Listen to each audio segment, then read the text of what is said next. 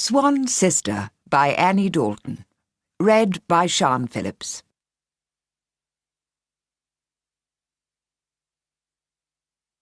Chapter 1. The Dream House. The scream of the American jets tore through the summer air, deafening Ellen and frightening a pair of swans into flight from their nesting place among the reeds. The swans took off for a short distance, then skidded down awkwardly like water skiers in a flurry of dirty water, only inches from Ellen. She went on emptying sand out of her canvas shoe, bracing her hand on the scorching paintwork of the upturned boat as she balanced on one foot. She was vaguely disappointed that close up these dingy birds were not snow-white as she had always supposed. "I don't like their eyes," she thought uneasily. "Why are they looking at me like that? It's as if they can see right through me, as if I'm not really here at all." Then a shadow slipped between Ellen and the sun. A shiver ran down her backbone, as if someone had wrung out an ice-cold, soaking wet cloth over her, and the perfect summer's day flickered into a negative of itself. The dirty biscuit-coloured towers of the power station became a brooding, blackened castle overshadowing the little estuary town. The scream of the gulls was blotted out. A sudden wind sent dried seaweed skittering, and a thin blade of a voice tried to hiss a warning. "Swa, swa, sis, swa, sis." "No," said Ellen, desperately hopping, trying to get her shoe back on. "You're lying.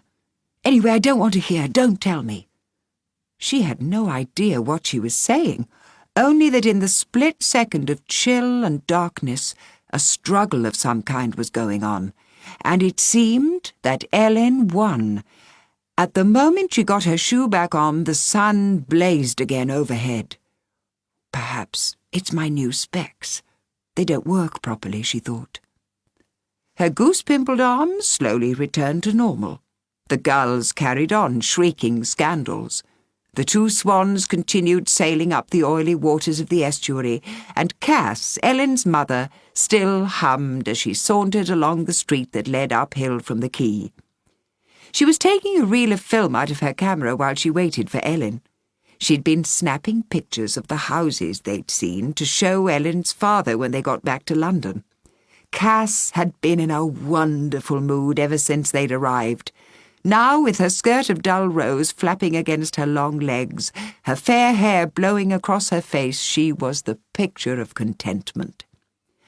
Yet, for some reason, every time her mother said how happy she was that all the family's dreams were coming true at last, Ellen felt scared to death. She couldn't understand it. Until now she'd been famous in her family for being an easy-going child, needing little to keep her amused except a constant supply of books. And she was excited about the new baby, too, though she couldn't see how Cass could be so sure it was a girl. But how could she tell her mother that since their arrival they'd been followed by a shadow, a shivering slice of shadow, and that a moment ago, as though the swans had opened an invisible doorway into her world, the shadow finally crept like a sorrowful ghost between Ellen and the sun, a ghost with a warning message. "And I don't want to hear," she thought wildly. "Oh, I don't want to. And maybe it's just my glasses, really. Maybe that's all it is." Fastening her shoe with trembling hands, Ellen ran to catch her mother up, complaining at the top of her voice, needing to feel ordinary again, to break the shadow's power over her. "I feel sandpapered all over," she grumbled. She put her fingers gingerly to her cheek, which felt sore from the rough tongue of the wind. "My lips taste salty," she added, surprised, squinting against the light. "It's the healthiest place in the world," said Cass, filling her lungs. "When I lived here before, I hardly had a cold. The sea breezes blew them away. Isn't it funny, Nell? You're the same age now as I was when I had to leave Suffolk. You're going to love it here so much." Ellen thought it was too soon to tell. After London, East Anglia seemed so clean, so bright. These cottages hurt her eyes with their dazzling ice cream colours, their pebbly wind-blown gardens full of rose-pink hollyhocks and pale golden poppies. Wherever she looked, she couldn't escape the glinting water, sunlight, shrieking white birds. A holiday was one thing, but living here, so far from everything she knew... This was the shining edge of the world, Ellen thought. It would be too easy to fall over it and be lost forever. But Ellen's mother had made up her mind. She had always longed to come back to the countryside where she'd lived until her parents died when she was 7. Through the years that followed, Cass never forgot her dream of returning to Suffolk one day and giving her own children the happiness she remembered from those early years. Only this time there would be no tragic ending, and there'd be 2 children to be company for each other, whereas Cass had been a lonely, only one. And now there was enough money to buy the kind of place she'd always dreamed of. Even Ellen's father agreed now that it was better to move out of London, especially since they were having a new baby at long last. Ellen wished her father hadn't been too busy to come house hunting. We should all be here, she thought. Her father had assured her that he didn't mind in the least. It's perfectly fair, he'd said. He'd chosen their flat in London. He'd been living in it when Cass married him. Cass should choose our new home for our new country life. Anyway, I can't afford to take time off just now, Nell. It's a tricky time at work, and you honestly don't need me. I trust you both, and Cass has perfect taste. But it felt unlucky to Ellen, like walking under a ladder by mistake, or forgetting to say rabbits on the first day of the month. Besides, how could anyone be too busy to come and choose his own house? And how will he manage to get to his office, she had worried as they drove down. Your father's always done some work from home, Cass said happily. There are good trains to London, or he can drive. A long country drive will help him unwind. And we're keeping the old flat so he can use it overnight if he needs to. You'll see, it'll be terribly simple. It sounded terribly complicated to Ellen. She worried, too, what weird place her mum might buy left to her own devices. Cass was a designer, so she mainly cared about how things looked, Ellen thought, or how interesting they seemed. If the house had a romantic tower, or if some mad artist had once lived there, Cass would absolutely refuse to see the leaky drains or broken slates. She wouldn't care how uncomfortable it was. She'd get that gleam in her eye, and that was that. It was Ellen and her father who were the sensible ones. So why didn't he come with them to keep an eye on things, instead of telling Cass she could go ahead and buy her dream lighthouse or whatever it was she wanted to drag them all off to? Don't worry, Ellen had heard him say to her mother. Whatever it is, I'll sign on the dotted line. It was almost as if he didn't care what she did, Ellen thought. Cass hadn't dragged Ellen off to a lighthouse yet, but she'd been suspiciously enthusiastic about a falling-down mill and that disused railway station, Ellen thought, and the house-hunting trip wasn't over yet. Ellen couldn't understand why it was supposed to be trendy to turn something into a home that was never intended to be one. Why couldn't the Carsons live in a house like other people, a normal, comfortable house, like the kind her father designed for people? Do you fancy an ice cream while we're waiting for the last estate agent? Cass asked. I need a rest. I'm sure I never got this tired when I was expecting you, Nell. But I suppose I'm an old lady now to be having a baby and running round Suffolk on a wild house chase. She laughed, patting her nearly flat stomach ruefully.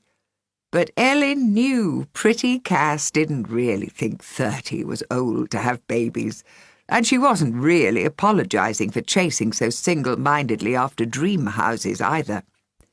Cass believed Ellen was lucky to have such an unusual woman for her mother. Most children have such a dull time, she'd say, stuck in front of videos all day. But you see life, Nell. The estate agent said he'd meet us here, Cass told her as they perched on the wall outside a small private museum. Cass had suggested earlier that Ellen would like to look round it. It always fascinated me when I was your age. But its dusty, sun-blistered window was full of incomprehensible maps with spidery writing on them, and through the doorway Ellen glimpsed dull cases full of broken pottery that made her yawn as soon as she set eyes on them, so she politely refused. Apparently, we'd never find the place by ourselves, Cass went on, so we've got to follow him down the lanes. And if there's time afterwards, there's somewhere else I want to show you. It's a church, partly ruined, but quite a special one, with a very strange history. And all that's left of its graveyard is one single headstone, only inches from the cliff. All the rest fell over the edge hundreds of years ago. An alarming thought struck Ellen. A church, especially a ruined, dangerous one with a romantic history, sounded right up Cass's street. "You don't want to live in it, do you?" she demanded. She could just imagine coming back from school to find the kitchen slithering over the cliff and Cass standing amongst their belongings, the baby in her arms, saying cheerfully, "What do you think, Nell? Isn't this a glorious view?" "Heavens, no!" Cass seemed surprised. "But it's fairly close, a few minutes in the car. There's something I've always wanted to show you there, something that was very special to me when I was a little girl. Would you like to see it?" "I think so," said Ellen doubtfully. "Maybe."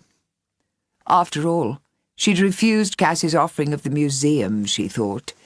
Then she realised she'd bitten the end off her cornet by mistake and had to gobble the rest in a hurry to stop it splurging over her dress. "It's quite safe," said Cass, laughing. "I promise."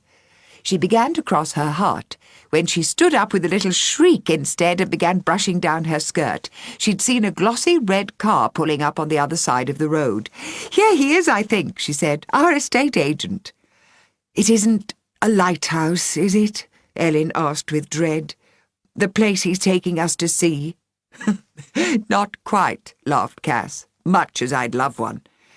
"Is this one just a house, then, maybe?" asked Ellen, unable to disguise her longing.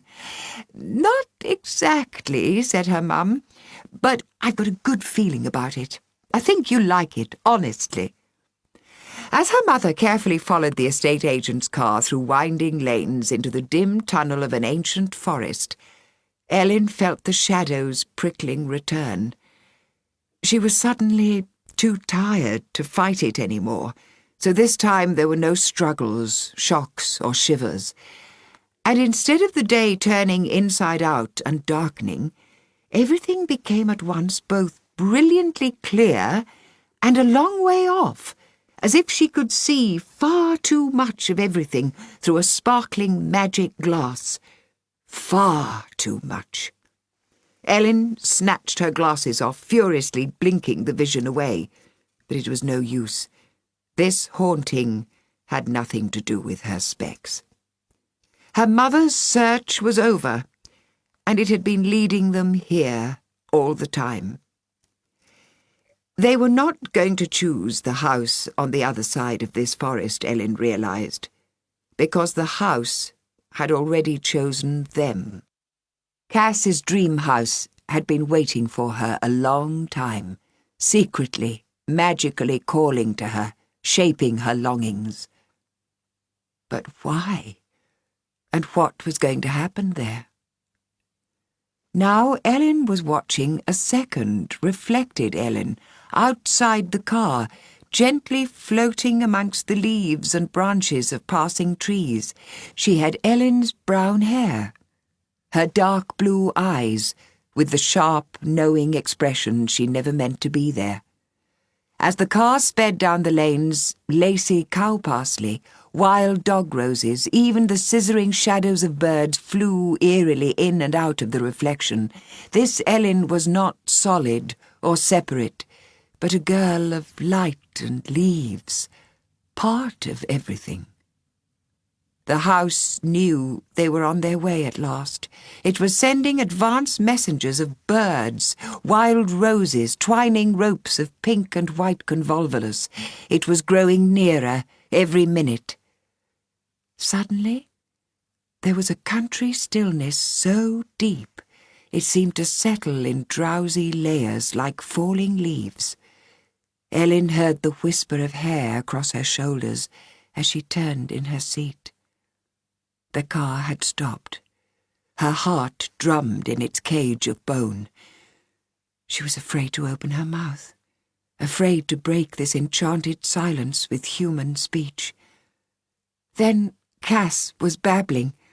"We're here, Nell. Isn't it perfect? Isn't it the loveliest place you ever saw? I knew it. It meant for us." "It's a school," said bewildered Ellen, climbing out of the car in a daze. "Midsummer House Preparatory School," said the weathered sign in front of her.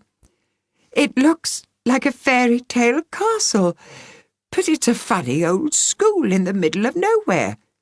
"But look at the towers," sang Cass, "and the view! You can see for miles. You can see the marches. If you squint hard, you can even see the sea. Isn't it incredible?" Ellen didn't speak straight away. She wanted to be truthful. She looked at the broken upstairs windows where swallows flew cockily in and out as if the house belonged to them. She saw the white roses smothering the walls and trying to poke their ramblers under the roof, and she noticed honeysuckle and starry vines of clematis crowding into the porch, so the estate agent had to drag them away in swathes before he could get the key in the door. Then she followed Cass's rapt gaze across the water meadows to the marshes and the faint, shining margin of the sea, as a pair of wild swans flew overhead, uttering their hoarse, sobbing cry, and she put her hand quickly into her mother's, because she did see how beautiful it all was. She saw. And she said honestly, "Yes, it really is. It's lovely." Because she couldn't explain about the other thing, the terrible sadness that was here, the greater sadness that was coming to them. Cass hugged Ellen hard. "You stand on that step there, Nell," she said, "and I'll take your picture so your dad can see how wonderful this place is. Oh, he's going to love it." The estate agent peered out of the door, wondering why they weren't following him, and Cass called, "We'll have a good look round, don't worry, but I can tell you right away. We're going to take this house. It's what I've been looking for all my life. A dream come true."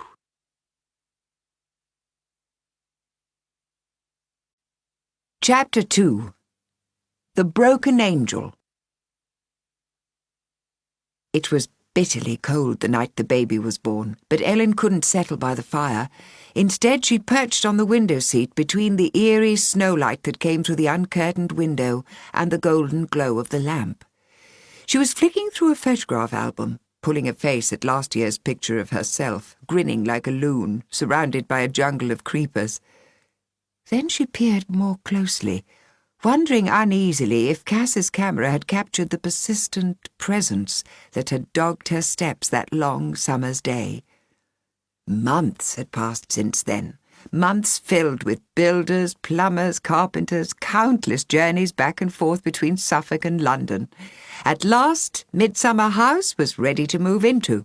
The kitchen was exactly the kind of farmhousey kitchen Cass had always wanted. The bathroom had the right kind of bath with lion's feet, and the dining room had the perfect table for dinner parties. The photo album was Cass's record of the transformation of Midsummer House. Cassie's Castle, Ellen's father christened it.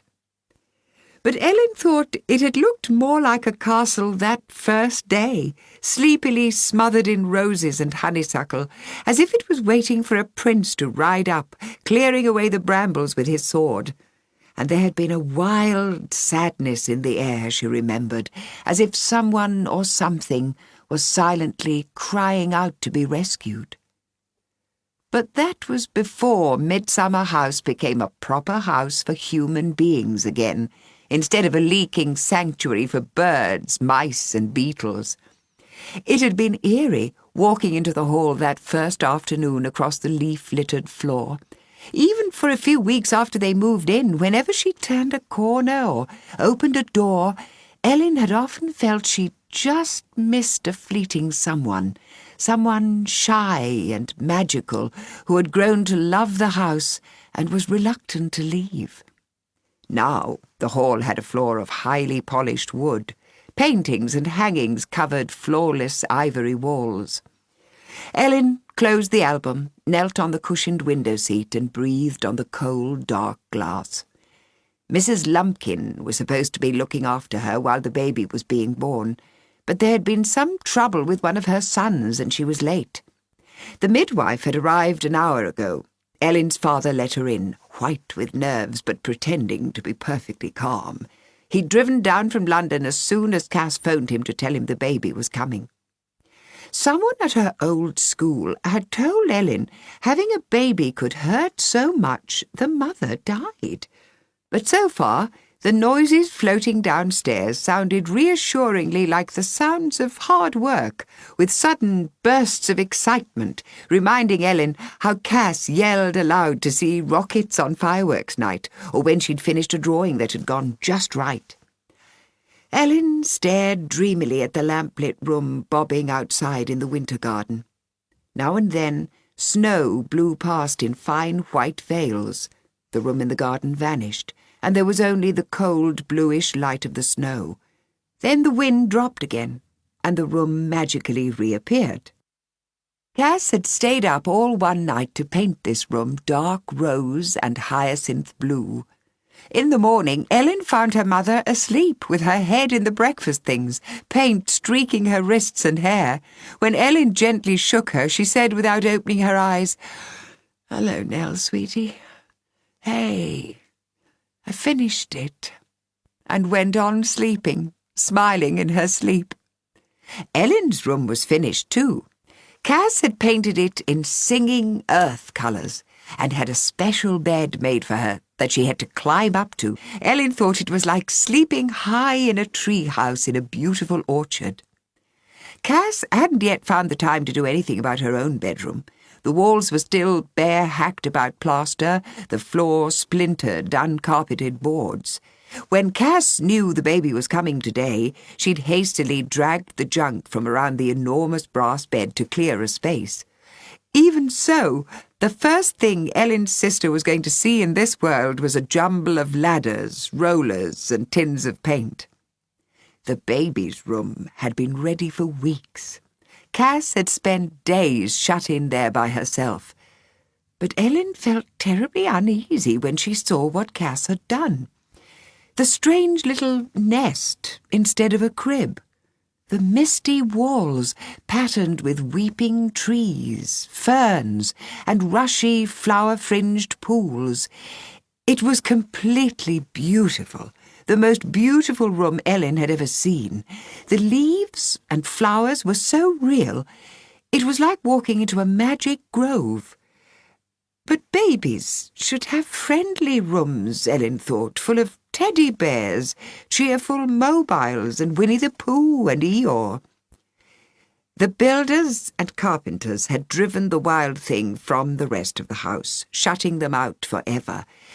But this small room was still somehow haunted with a sad, sweet longing, as if the house had stored all its old restlessness and yearning here, like wild honey in the comb. Ellen's skin prickled. At the back of her mind, a thin, bodiless voice was trying to warn her. Swan, sis, swan, sis. She didn't want to sound critical, so she only said, "Should all the baby's flowers be water flowers? Couldn't you paint a few land flowers too?" Mrs. Lumpkin looked troubled too when Cass excitedly showed off her handiwork. Cass wanted her to admire the material she'd chosen for the curtains, but Mrs. Lumpkin told her she must leave a tiny corner of the hem unfinished when she sewed them. It was bad luck, she said, to have everything perfect before a new baby's arrival. "Finish them after he's born," she advised. Mrs. Lumpkin always called the unborn baby he. She had 5 boys, every one of which was a mortal worry to her, she said, and every one of whose names Ellen had been fascinated to discover began with an S. "I won't have time to do a thing when she's born," laughed Cass in the way that showed she was getting cross. "That's why I'm working so hard now." Ellen could see Mrs. Lumpkin didn't approve of the baby's nighties either. Long, white, pin-tucked ones, fastening with silk ribbons that glimmered as if moonlight was magically sewn into them. "Best buy 6 baby grows, Mrs. Carson," Mrs. Lumpkin advised. "They do them in lovely colours and they don't need any ironing. No sense making more work for yourself when you've a baby to care for." "These nighties are traditional," Cass said stubbornly. "I'll never have another baby, Mrs. Lumpkin, so I'm going to do it all perfectly this time." It was the day after she finished the baby's room that Cass took Ellen to visit the church on the cliff. They'd been into Woodbridge for the shopping, and were almost home when Cass braked sharply at a crossroads and said, "We never went to see the church, did we, Nell? We were going to go that day, but I was so excited about finding Midsummer House I forgot. Would you like to see it now?" Ellen knew that as soon as they got back indoors, Cass would shut herself away again with her paintbrushes and stencils.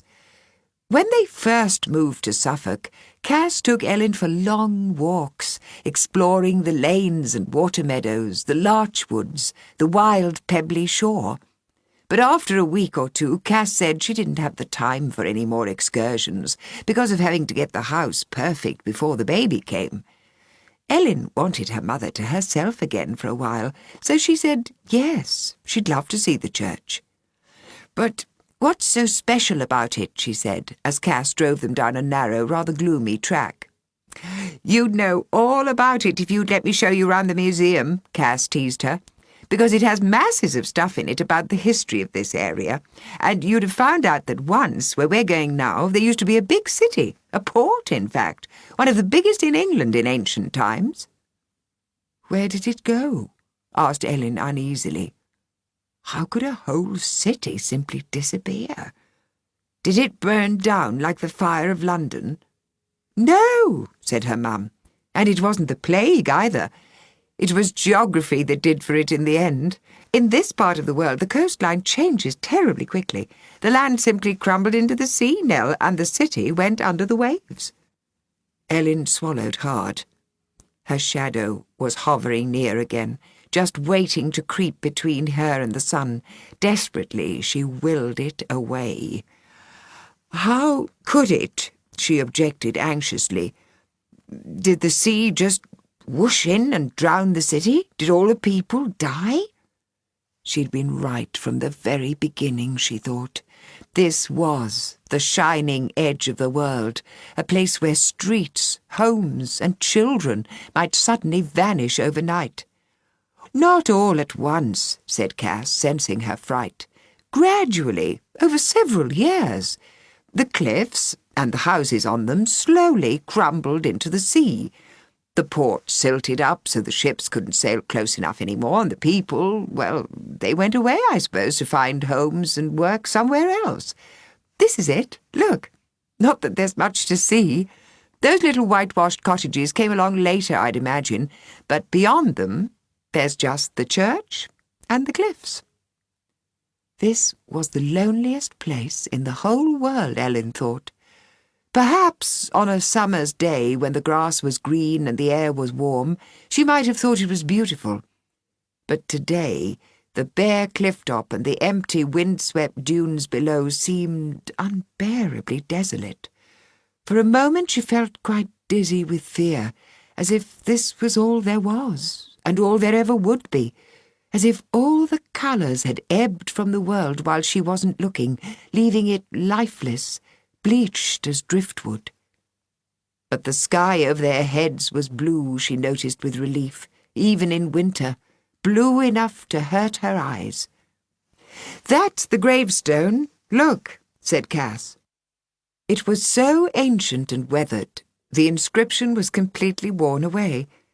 It seemed strange that the stone itself had persisted so stubbornly through the centuries, when it gave no clue what kind of man or woman had once been buried beneath it. As Ellen peered cautiously over the crumbling edge of the cliff, she saw a figure in jeans and headscarf striding along beside the lashing grey waves. Ellen knew who she was. She was Marsh Mary, and she lived like a gypsy in a shack where the marshes met the sea. Everyone said she was mad.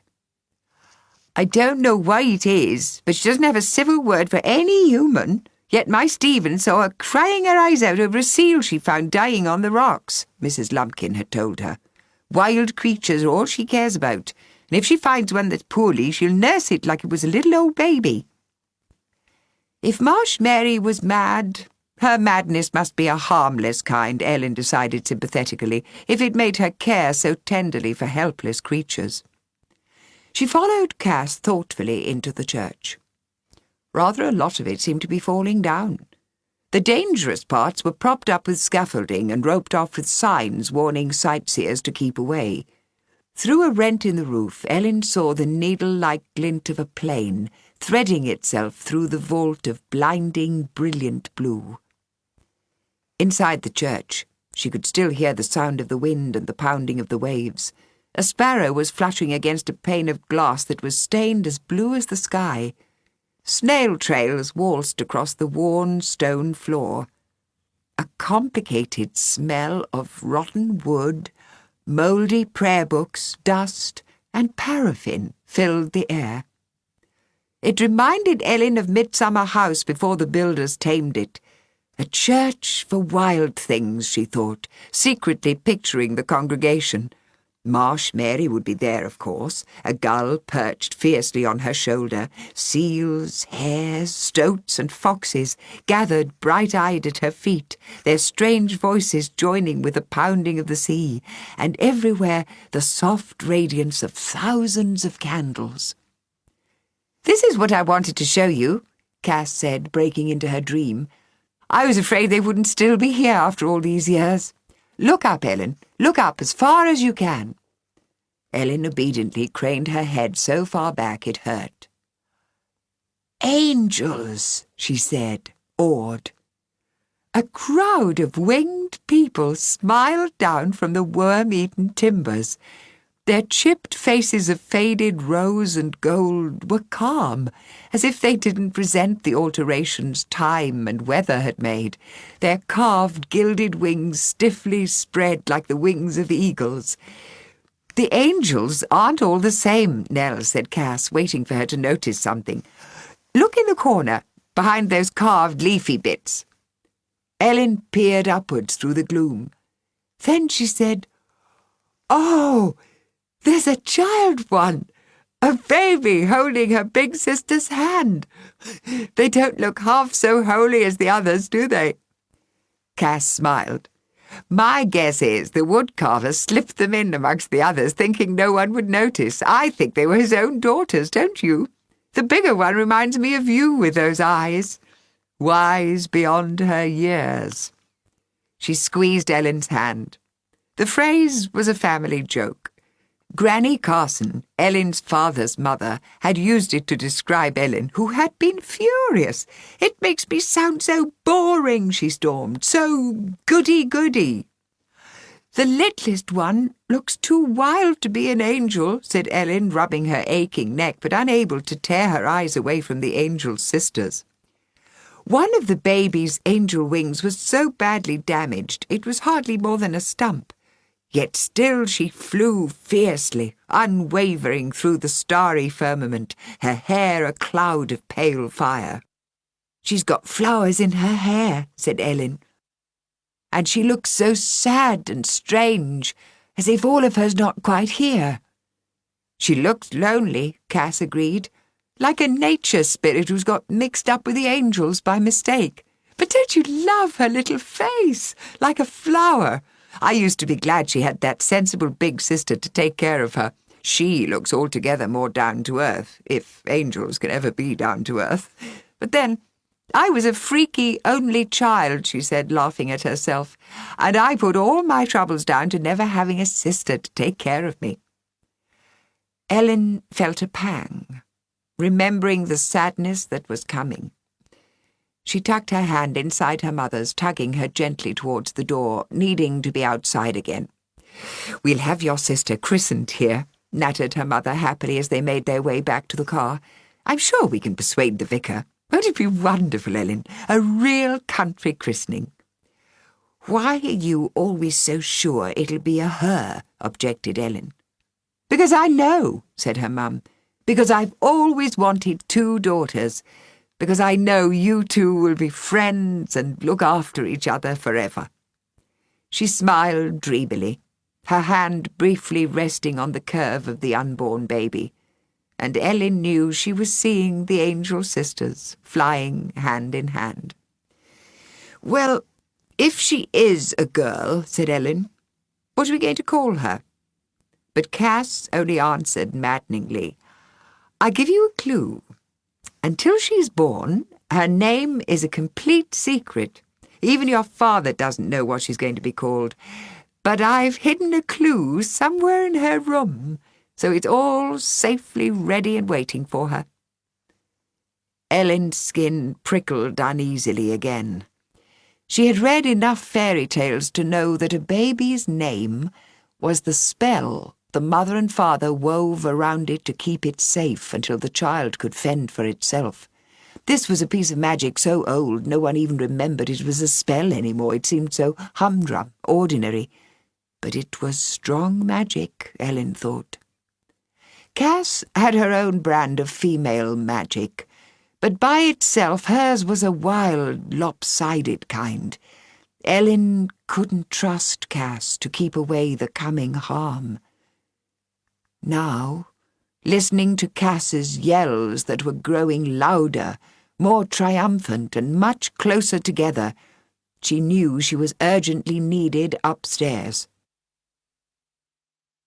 She arrived outside the baby's room at the exact moment someone upstairs gave a surprised-sounding cough, followed by a silvery thread of a cry.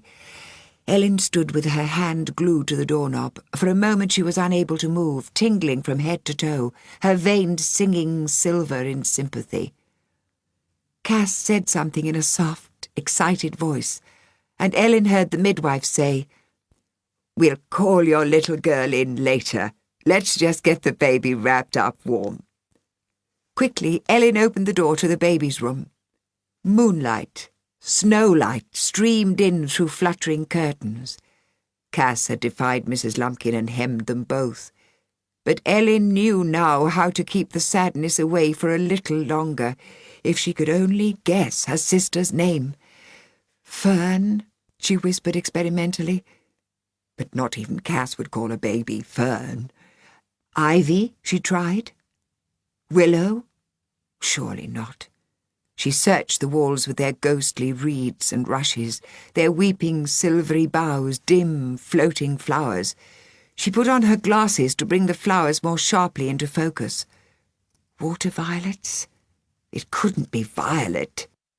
Cass had lived with a dreadful Aunt Violet in Lancashire for a whole year after her parents died. She still had nightmares about her. Iris? Or Cress? Ellen had known a girl called Cressida at her old school. Marsh Marigold? That was worse than Marsh Mary. Her father was calling. "Ellen, where are you? Your mother wants to see you." "I'm coming," she called to give herself time. "Just a minute." As she was despairing, she saw them, clusters of delicate ivory bells framing the alcove where Cass had placed the baby's bed, so they seemed to guard the odd little nest like glimmering sentinels. Cass had listened to Ellen after all and painted lilies. Not rootless, floating water lilies, but lilies of the valley. lilies of the earth. Lily, Ellen whispered. My sister's name is Lily. Ellen, don't you want to come and see your baby sister? Her father was trying all the doors on the landing, looking for her. Coming, she called again excitedly, and she was going to shout, I know her name, Daddy. Then she heard a commotion of wings, a chorus of hoarse voices high overhead. At the same moment, something small and white blew in across the windowsill, floated on the air for a second, then settled like a snowflake on the baby's nest. How strange, whispered Ellen, and her skin broke out into gooseflesh. But she had guessed the name in time. She had spoken it aloud. Her little sister was safe now, anchored by root and stem, a child of the earth.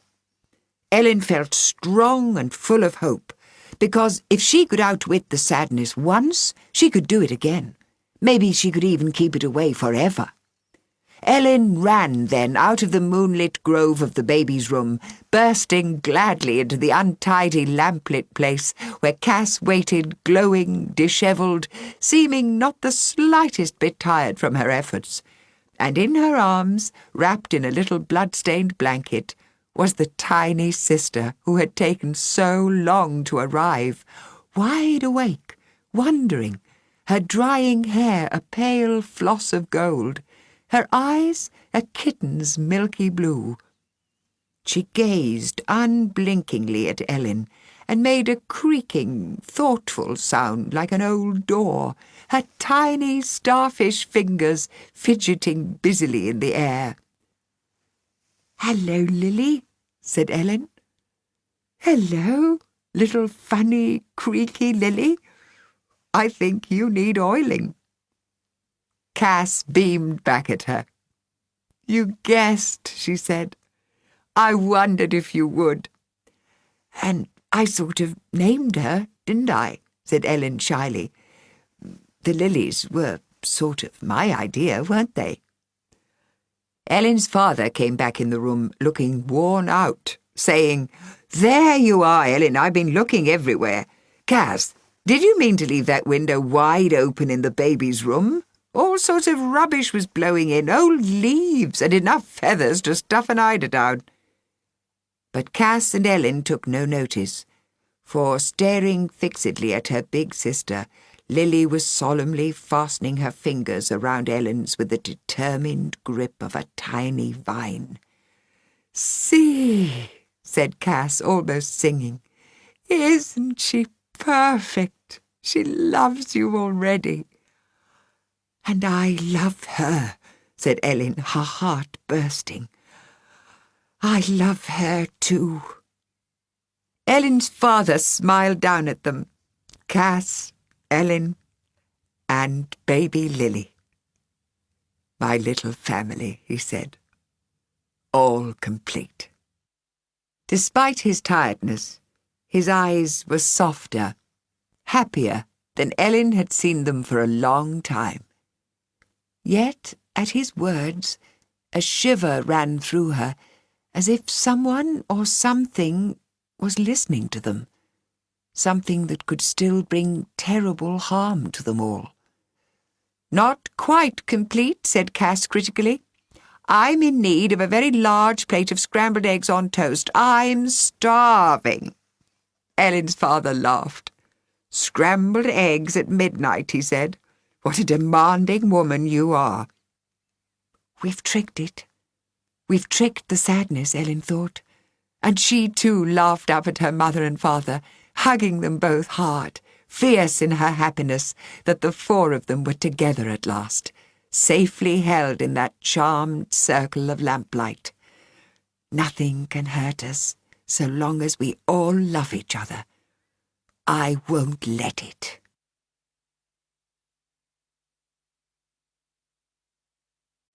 Chapter 3.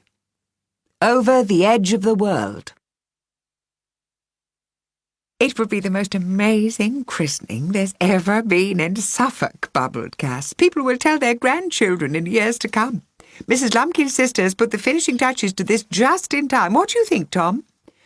Ellen's father had just driven down for the weekend. He looked up from his pile of papers.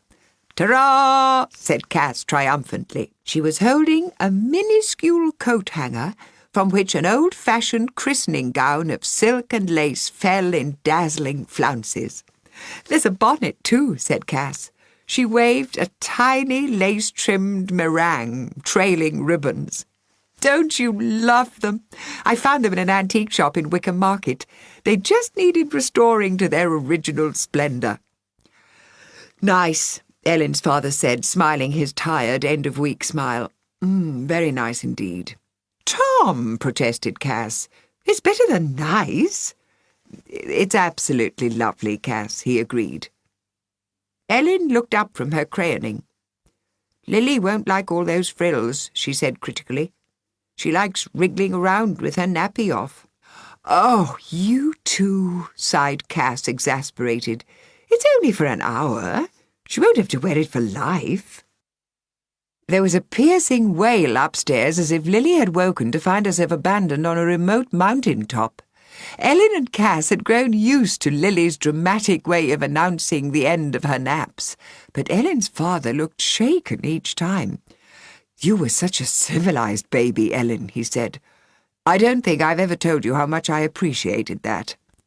"I'll go, Mum," said Ellen quickly. "You talk to Daddy, he's only just got here." "Careful coming downstairs, then," Cass frowned. "I always am," said Ellen. She flew to Lily's room, turning her name into a song the way she always did. "Princess Lily, Princess Lily, don't cry, Lily." By the time she reached her, Lily was wildly expectant, kicking her covers off like a tiny swimmer, beaming her toothless smile. "Oof," said Ellen, wrinkling her nose as she scooped her out of her nest. "You don't smell like a lily, Lily. You smell worse than a chicken farm. Don't do that when you're glammed up in your dress on Sunday, will you?" Lily's eyes sparkled. She leaned into her big sister's shoulder so that the top of her head nestled under Ellen's chin and began to make the cooing pigeon sound that always made Ellen's heart turn over with love.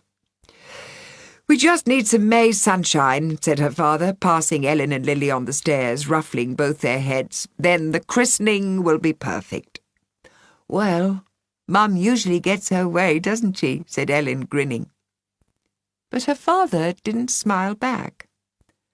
As she handed Lily over to Cass, Ellen felt a twinge of fear.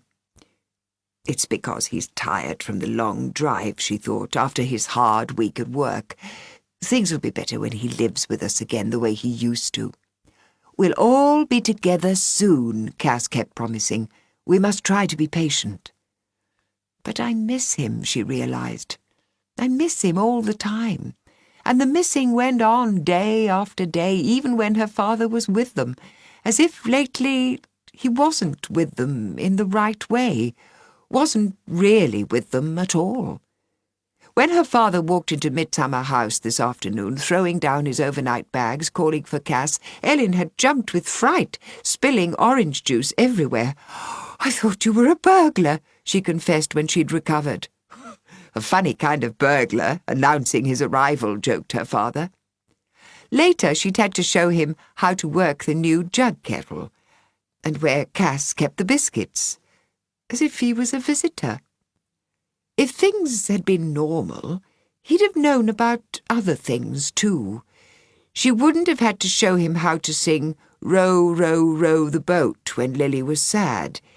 He didn't understand about Lily's sad times. No one did, except for Ellen. No one else ever seemed to notice the bewilderment which sometimes flitted across her sister's face, as if she was straining to hear a voice calling to her from a long way off. Whenever Ellen saw that expression, fear dried her mouth, and for a few moments it was hard to breathe. "It's only colic," Cass said when Ellen worriedly tried to tell her. "Or wind. Most babies get a touch of wind from time to time. If you rub her back, she'll soon feel better."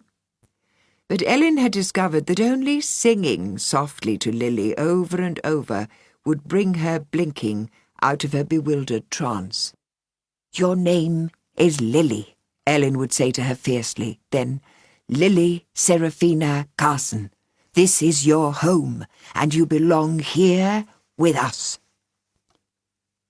The day before the christening, Ellen stopped by the door of her father's study. "Would you like to go for a walk?" she asked wistfully. "Mummy's busy getting things ready, and it's lovely and sunny." He frowned, trying to hear over the stereo. Ellen's father liked to play loud Italian opera while he was working. He was scribbling in beautiful blue writing over large waxy sheets of paper. Ellen knew the sheets were plans for a new shopping centre. "You know, I'd love to, Ellen," he said. "Perhaps later. I've got to finish this before the relations arrive." Ellen stole away so as not to disturb him, and stepping under the canopy of budding honeysuckle, went out alone into the sunlit morning. She wasn't in the least sad, she told herself. Her father couldn't help being busy. When he lived with them properly again, he would go for walks with his children like other fathers. Today she would just have to go by herself. She'd go down to the water meadows as far as the old windmill with broken sails, the furthest she'd yet been on her own. And this time she'd pluck up the courage to go down Dark Lane, past the cottage with twisty barley-sugar chimneys that once belonged to the village blacksmith. Raymond Molster told her a giant lived there now, a bearded giant who ate out of tins with his bare hands and charged roaring after any children who dared to come near. Raymond was a liar, Ellen thought, and wanted to scare her. Ellen didn't like the children in her new school. They made fun of the way she talked. She was a bookworm, they said, who had swallowed the dictionary and was far too boring for anyone ever to want to be her friend. As Ellen had never found it easy to make friends, even in London, she thought this was probably true. Something strange came over her when she was with children of her own age, a kind of dreary frost. The friendly words she wanted to say dried in her mouth, and instead stiff, awkward comments came creaking out, the way a girl would talk if she'd swallowed a dictionary.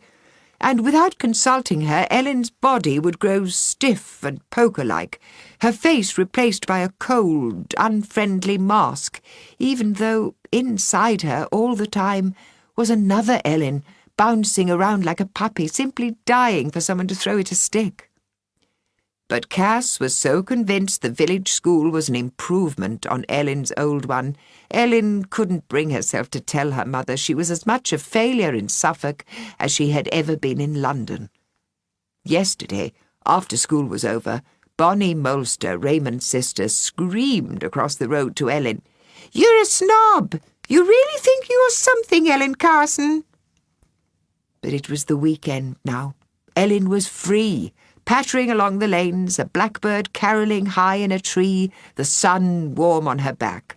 Something might happen, something wonderful that meant she'd never have to go to school again. Suddenly she was running, her hair flying out, warbling nonsense to herself, and before she knew it she was racing fearlessly down Dark Lane, through the green tunnel of trees, carefully scanning the hedgerow for the stile.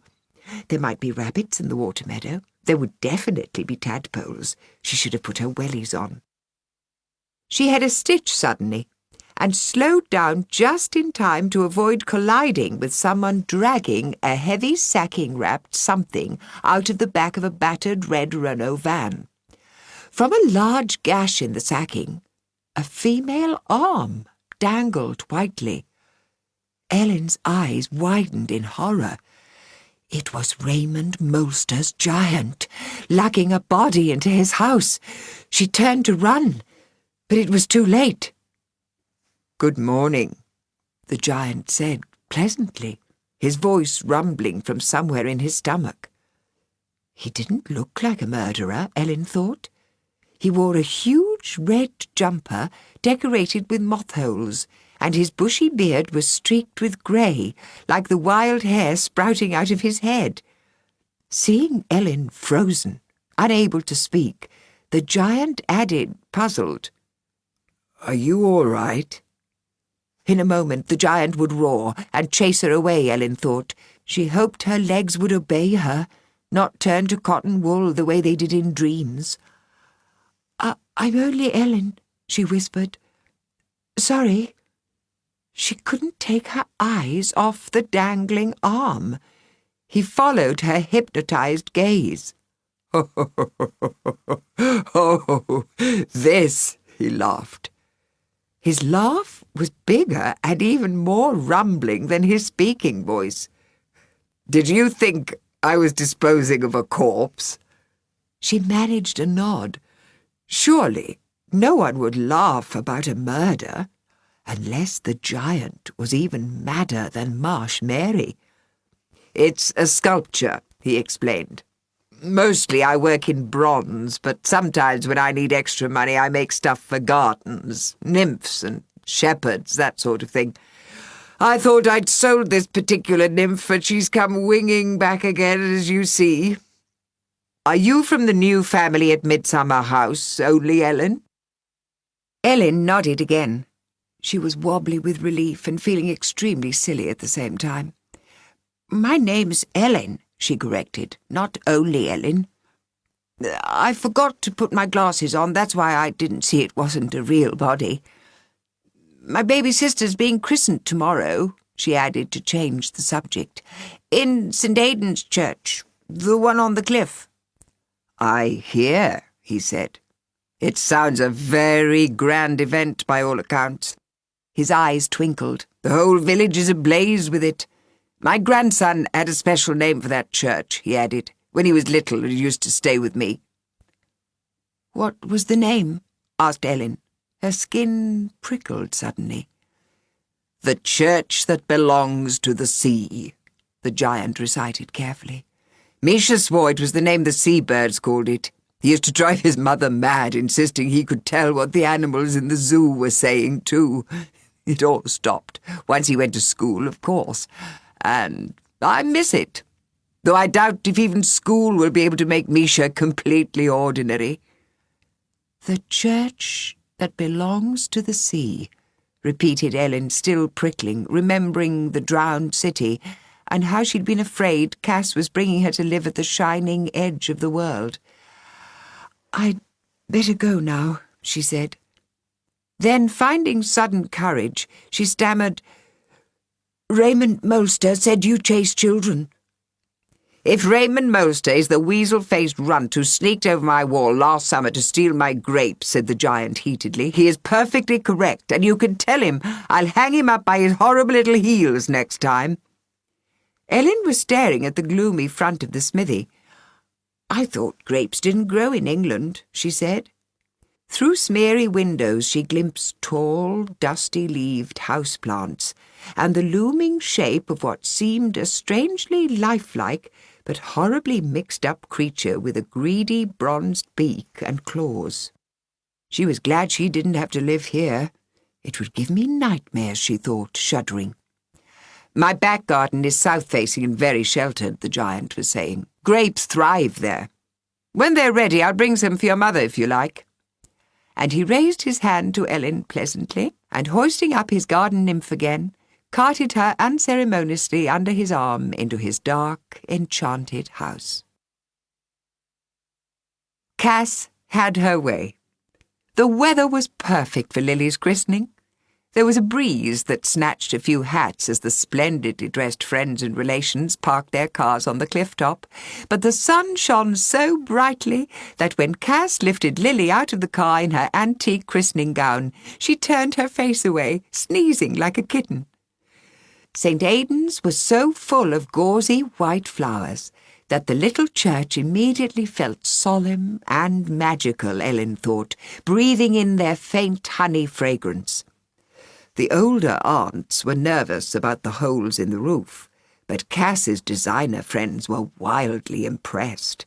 Ellen heard her mother explaining about the drowned city to a beautiful young man in a ponytail who had travelled down from London to be one of the godfathers. Earlier, Ellen had decided her mother wasn't enjoying the friends or the relations. Under her smile she seemed tired and slightly sad. But now she was glowing again, slender in her creamy silk suit. Ellen's father, looking handsome, was chatting away to everyone in the charming way he always used to when people came to their London flat for dinner. Everything was going wonderfully, she thought. Ellen sat between Mrs. Lumpkin and an aunt who wore something shiny that took up a lot of room. An atmosphere of expectancy was slowly building up. Mrs. Lumpkin adjusted her hat and straightened her skirt. The vicar came to hover by the font, clearing his throat. Suddenly, a figure burst through the church door and strode straight towards the vicar without looking either to the right or the left.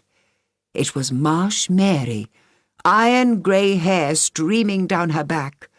Despite the sunshine, she wore an ancient coat of rusty black, so long and loose it flapped around her like wings, making her look like an angry crow. There were circles under her eyes as if she'd been up all night. Her face was tear-stained. People began fidgeting in their seats, murmuring disapproval. Ellen stood up to see better, but the shiny aunt pulled her down again. Even before Marsh Mary was properly in earshot, the words were tumbling out of her mouth.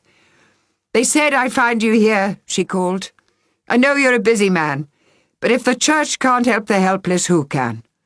The last signet died last night." The words seemed to hurt her as they left her tongue, as if they'd been burning inside her a long time. "It can't be allowed to go on," she cried. "If we don't—" The vicar touched her sleeve, gently interrupting. "Mary," he said, "as you see, we have a christening today. This is a terrible thing, and I would like to help you, but you must come and see me about it later." Marsh Mary spun round in alarm.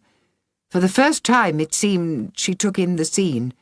Cass was on her feet, horrified, protectively holding her baby against her shoulder. Marsh Mary closed her eyes, muttering as if praying it was all a dream. But when she opened them to find the nightmare still going on, it was as if she suddenly saw herself through the eyes of the startled congregation, Ellen thought, a crazy old woman ranting about swans. "I'm so sorry," she whispered. I've been up for nights, nursing, you see. Oh, what must you think? I'll go now." "I think that would be better," said the vicar. "Come up to my house later, Mary." She shook her head silently, backing away down the aisle before she turned and fled, slamming the heavy door in her distress. Ellen's eyes stung. "Stay," she wanted to say. "You've got far more right to be here than we have. St. Aidan's is the church that belongs to the sea, and the wild things that live in and beside it." But one look at Cass's face told her it was no use saying anything aloud. After Marsh Mary's interruption, there was a good deal of embarrassed coughing and muttering. Cass fussed with the ribbons of Lily's meringue bonnet.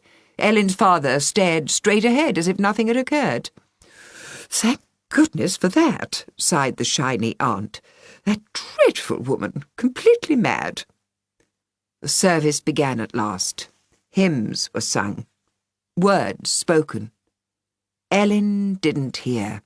She was using all her willpower to keep out another voice, whispering other warning words. "Swasis, swasis." She tried to concentrate on the calmly rejoicing faces of the angels overhead, but her eyes were drawn again and again to the littlest angel with a broken wing, her bird-like bones, haunted elfin face, and still the voice warned, "Swasis, swasis." The godparents left their seats. Standing beside the font in the pool of sunlight which fell through the broken roof, they solemnly made their promises. The vicar took Lily from Cass's arms. The baby's hazy eyes stared wonderingly around. "I baptize you," began the vicar. His lips continued moving, but no one heard his next words, for at that moment the sky tore like an old sheet. A deafening scream blotted out all other sounds, then the familiar, thunderous roar. Through the broken roof, the jets looked close enough to touch, streaking towards the sea. "Flaming Yanks," muttered Mrs. Lumpkin, looking shaken. But Lily was terrified. She began to howl. Cass made soothing noises. The vicar stroked Lily's hair and jiggled her expertly, but still she yelled. The godmother clucked. The godfather with a ponytail looked bored and examined his nails. For some moments the church vibrated with the dying screams of the plains like an enormous cello. "I think we'll begin again," the vicar suggested when he could make himself heard. And apparently untroubled by Lily's bawling, he began again where he had left off. But it was too late. Already the hairs were slowly rising on the back of Ellen's neck. The sound that joined the ancient words of the baptism was not like the deafening scream of the American jets. This soft, painful throbbing seemed to trouble no one but Ellen. The air filling with a pulse, an insistent heartbeat that gradually became the unbearable beating of wings. Some of the congregation glanced up curiously, but seeing only 2 swans flying overhead, their necks stretched out, calling incoherently in their hoarse tongue, they went back to concentrating on the service. Only Ellen waited for the swans' return, unable to take her eyes off the frantic parents circling above the church, uttering cries of grief. It was only Ellen who felt the terrible sadness that was rising now out of the earth, out of the air, the sea. "Baptize you," continued the vicar without faltering. Lily had stopped crying, so his voice rose easily above the commotion of the swans.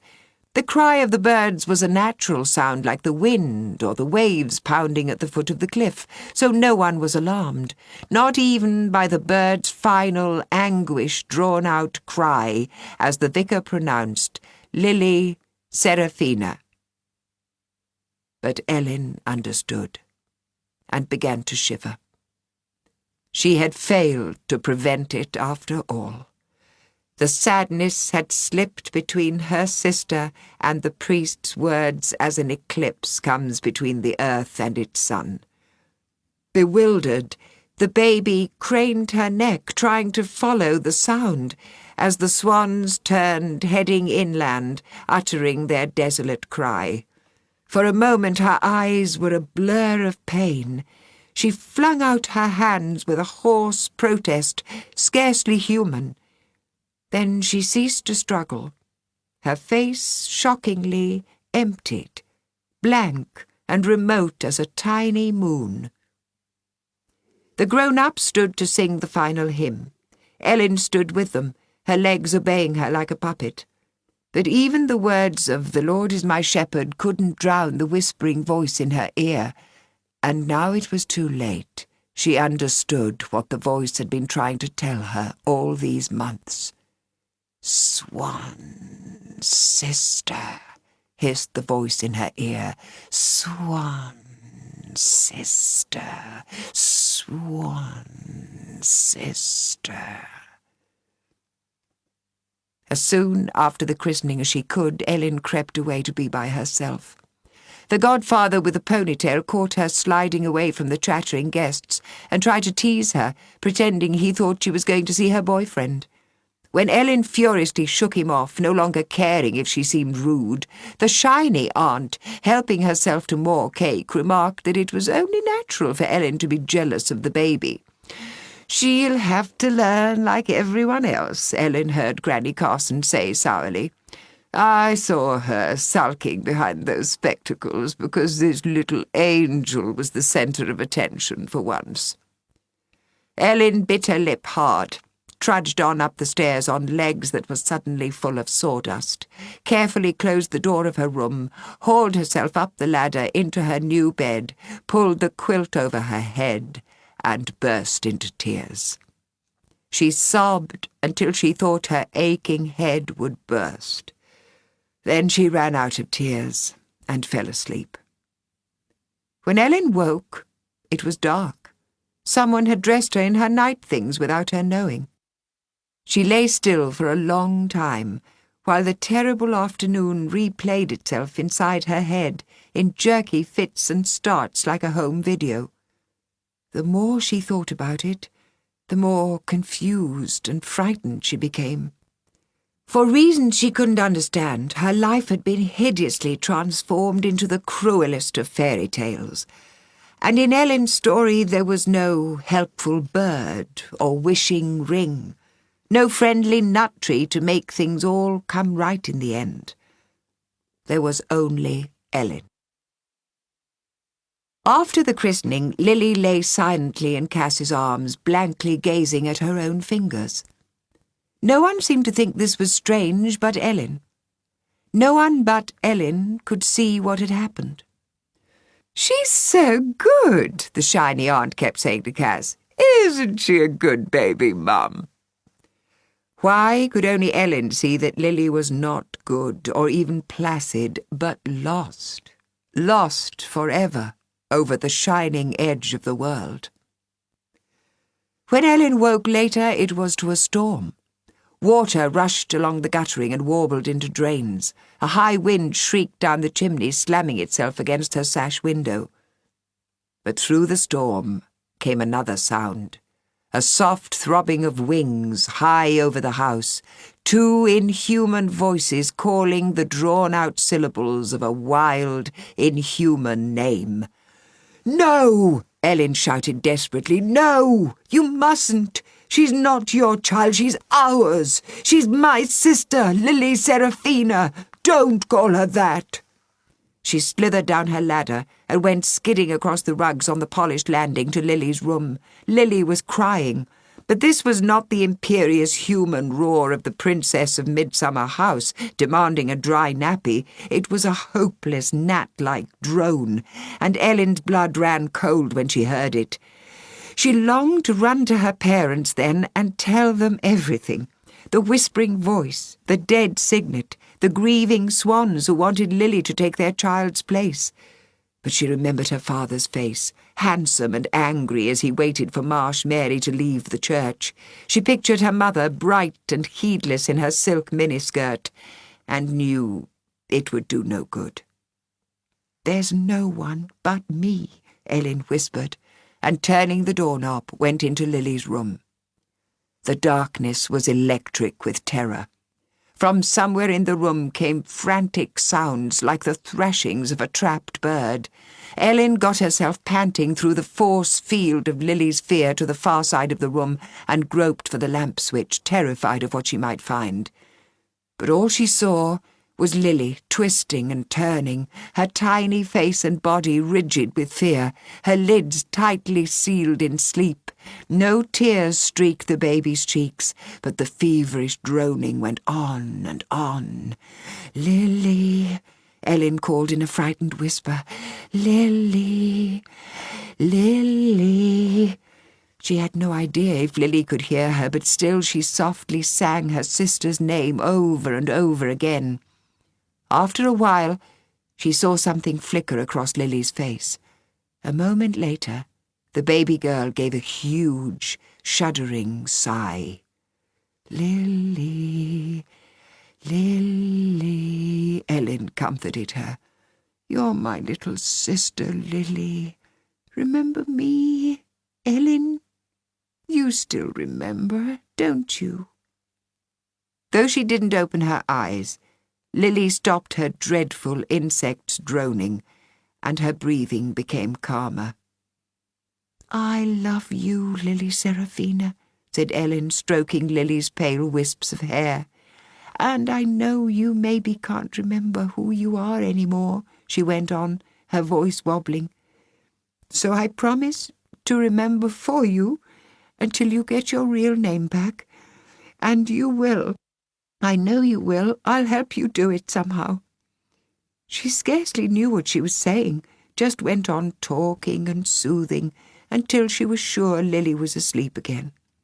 Then Ellen switched off the lamp and went back to her room, where the storm still raged against her window.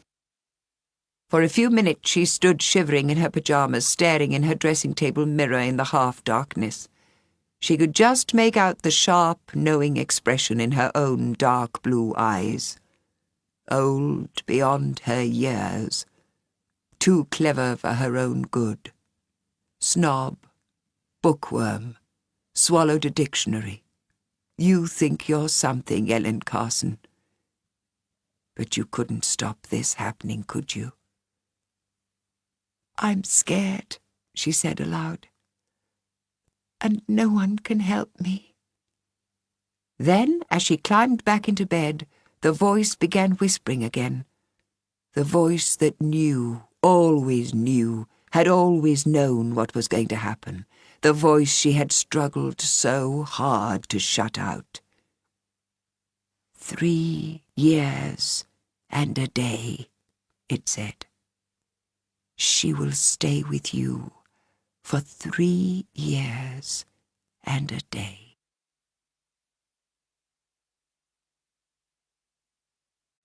Chapter 4.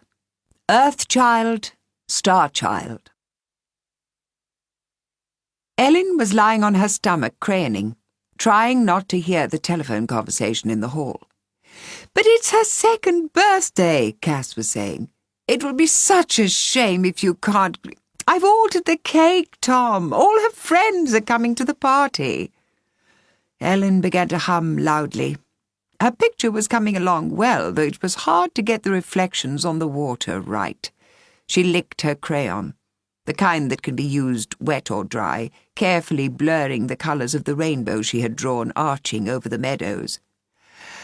"Well, would you be able to come down the next day?" Cass said, her voice strained. "We could postpone it if you... Oh, hello, sweetheart." Her tone changed abruptly to a soft, infinitely patient one. Lily must have wandered into the hall. "Do you want to go and find Ellen, darling? She's in the... Lily!" called Ellen quickly. "I'm here." After a few moments, Lily arrived in the sitting-room by degrees. She didn't walk in directly, but drifted in barefoot on delicate tiptoe in a hovering, circling, uncertain way. Lily was a tiny, small-boned child, even for a 2-year-old. She was so pale, the light seemed to shine through her. Her fair curls gleamed round her small face like the pointed petals of a celandine. She looked frightened. Suddenly, Ellen's little sister grabbed hold of her own ears as if they hurt her, giving a shrill, bird-like screech. Lily couldn't bear quarrels, even unspoken ones. She picked them up out of the air like radio signals, and she could tell when people told lies, however much they smiled. Only Ellen knew these things about Lily, but she had no idea what to do with what she knew. "Lily," said Ellen, her heart lurching as it always did. "Lily, don't get upset. It's okay." Lily put her hands down at once, smiling vaguely without once looking at Ellen. Drifting to the window, she clambered expertly onto the window seat where she squatted, rocking on her haunches. "Twinkle, twinkle, little star," she sang in her pure, clear voice. Her eyes scanned the ceiling. She stretched out her hands, looking upward through thin, translucent fingers, giggling as if she saw welcoming beings, magic birds perhaps, or talking animals, where Ellen only saw paint and wallpaper. "Little star," Lily repeated. She only ever sang those few words of the rhyme, but they gave her enormous pleasure. Ellen's sister had never spoken a word, yet she could sing several words perfectly. Ellen often sang the words back to Lily, changing them slightly, making a game of it. It was the only game she could share with her now, the only way she could reach out to her without frightening her away. She did it now, softly calling on 2 notes. Earth child, star child. Sometimes when Lily got upset, she scarcely seemed a human child at all, but more a tiny troll. But when her sister was in this sweet, dreamy mood, Ellen could make herself believe Lily really was a child who had been sent to this planet by mistake. Perhaps somewhere in the universe was a distant star where the people sang to each other instead of using speech, and where they knew the thoughts of all living creatures, visible and invisible. "But it's her 2nd birthday!" Cass yelled in the hall at the end of her tether now. "She'll be 2 years old! How dare you be too busy for your own daughter, damn it!" She slammed down the phone. Lily flung up her hands, wailing, pulling furiously at her hair. "Ah!" she droned tearlessly, her face expressionless. "Ah! Ah!" Cass came running immediately. "Oh, sweetheart, don't cry. You'll have your party. All your friends are coming, and there's going to be a big, beautiful cake." Ellen scrumpled up her first drawing and started again. "Lily never eats cake," she said angrily. "You still feed her baby mush with a spoon." And she doesn't have any friends, she thought, except maybe invisible ones. But she couldn't say these cruel words out loud, and if she did, her mother wouldn't hear them. It was as if Cass was under a spell too, and still saw the perfect child she'd always dreamed of. Even Mrs. Lumpkin couldn't bring herself to tell Cass she suspected something was wrong. The nearest she got was to suggest Lily should have a hearing test because she was slow to talk. But Cass said brightly, "Don't be silly. Lily's hearing is perfect. Children do things in their own time. She learned to walk months earlier than other children. She'll talk when she's ready. Einstein didn't say a word until he was 3. Now, peering down critically at Ellen's new drawing, Cass balanced Lily across her hip. "Lily loves parties," she crooned, kissing the top of her little daughter's head. "She's going to have a wonderful birthday, just like she did last year. Your daddy will come after all," she told her. "You'll see." Lily smiled briefly at her fingers. "Little star," she sang uncertainly. But next moment she began pulling violently at her own hair as if it belonged to someone else, a troll baby again. Ellen crayoned black and purple thunderclouds crackling with forked lightning, and a splintered, uprooted tree falling in slow motion before she answered painfully, "Lily doesn't care a hoot about her birthday. It's you that wants it, Mum." But Cass had whisked into the kitchen to make jellies and fairy cakes and the other ingredients of another perfect birthday party for her little girl, giving no sign she'd heard a single word. Ellen's father came home for Lily's party after all. He looked like a desperate ghost and hardly said a word. But Cass just chattered away, smiling more radiantly than ever, as if she believed she could shine brightly enough for both parents, Ellen thought. The little girls arrived in their party dresses, clutching gifts. Ellen wondered where Cass had found them all. But then, Cass wasn't like Ellen. She didn't freeze in front of strangers or grow tongue-tied. She glowed, she bloomed. She told hilarious stories, and people warmed to her at once. Even when Cass had to go to the dentist's in Framlingham, she'd have made 2 new friends by the time she came out of the waiting room. Watching her greet each child by name, as if it was the one person Cass needed to complete a perfect occasion, Ellen wondered glumly if perhaps she had been given to the wrong mother at birth. The party seemed to go on for a painfully long time to Ellen. Lily tiptoed round amongst the pretty wrappings and discarded ribbons with a sweet, remote expression on her face, while Cass exclaimed, "Oh, isn't this lovely, Lily? Say thank you to Naomi. Now let's play Pass the Parcel." When the baffled small guests departed at last, Ellen crept into the winter garden to be alone. Far across the marshes were the brooding towers of the power station, outlined in harsh orange lights. Lately men worked all through the night doing some kind of emergency repairs. When the Carsons first bought the house, a line of ancient trees screened the dark towers from view, but in recent months something had mysteriously infected them. Now the gaunt trunks stood stripped of their bark and branches, like trees struck by lightning. Last year, on the night of Lily's birthday, the swans had flown over again, calling to her in their sobbing tongue. Her little sister had been inconsolable, crying wildly until the dawn, when she slept at last from sheer exhaustion. "Don't," Ellen prayed. "Please don't let them fly over tonight."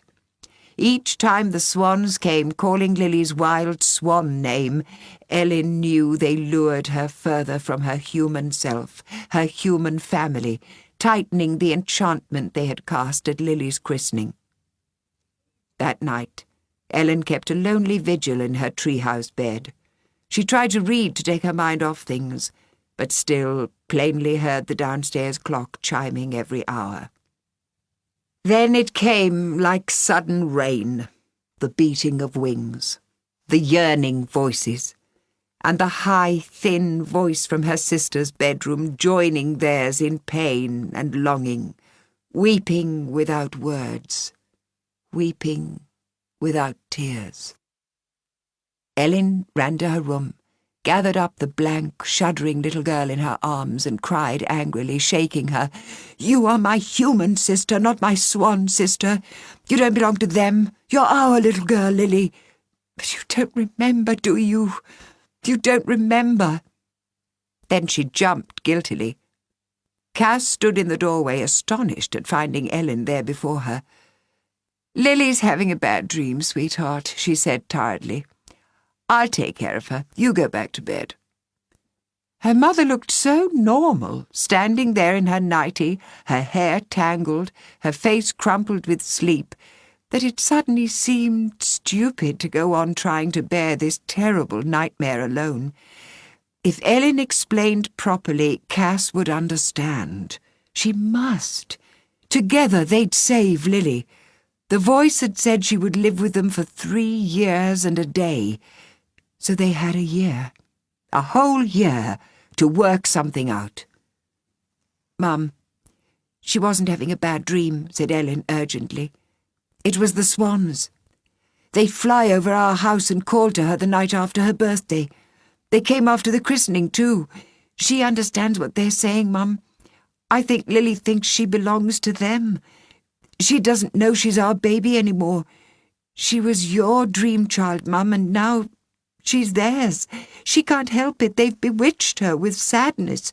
They took her name at the christening and gave her a swan name instead. And I think you must have a temperature, Ellen. You're rambling, sweetie." Cass pitched her voice calmly and matter-of-factly above Lily's desolate cries. "Or perhaps you've been dreaming too. Pop back to bed and let me worry about Lily. She's had too much excitement for a little girl, that's all. I'll make her a warm drink and she'll be fine." Ellen unwillingly took her arms from around her baby sister. "You wanted me to take care of her to begin with," she said slowly, "before she was born. You showed me the angel sister, remember? That's how you wanted it to be. But now she's here, you don't want anyone to love her but you. And there's something terribly wrong with her, but you just won't see." She faltered. She had never seen this particular expression on Cass's face before, but there was no doubting it was very angry indeed. Ellen stood up quickly, scared, defeated. "OK, sorry, I'm going. Good night," she muttered. "But there must be something I can do before next year," she whispered, as she waited for sleep to come.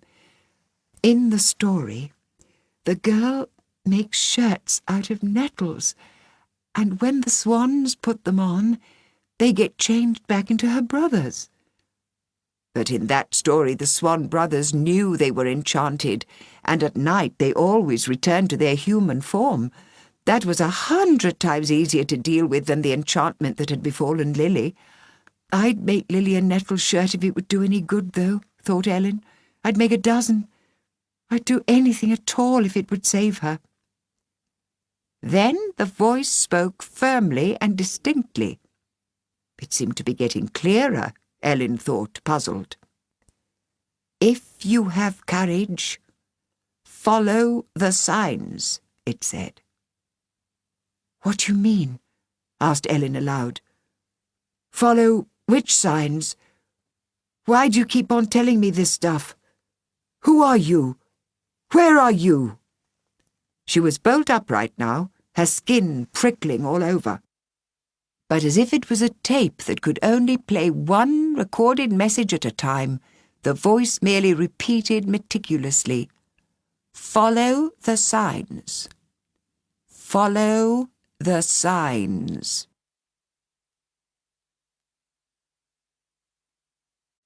Chapter 5. Enchanted. But after the night of Lily's second birthday, Ellen's voice was bewilderingly silent.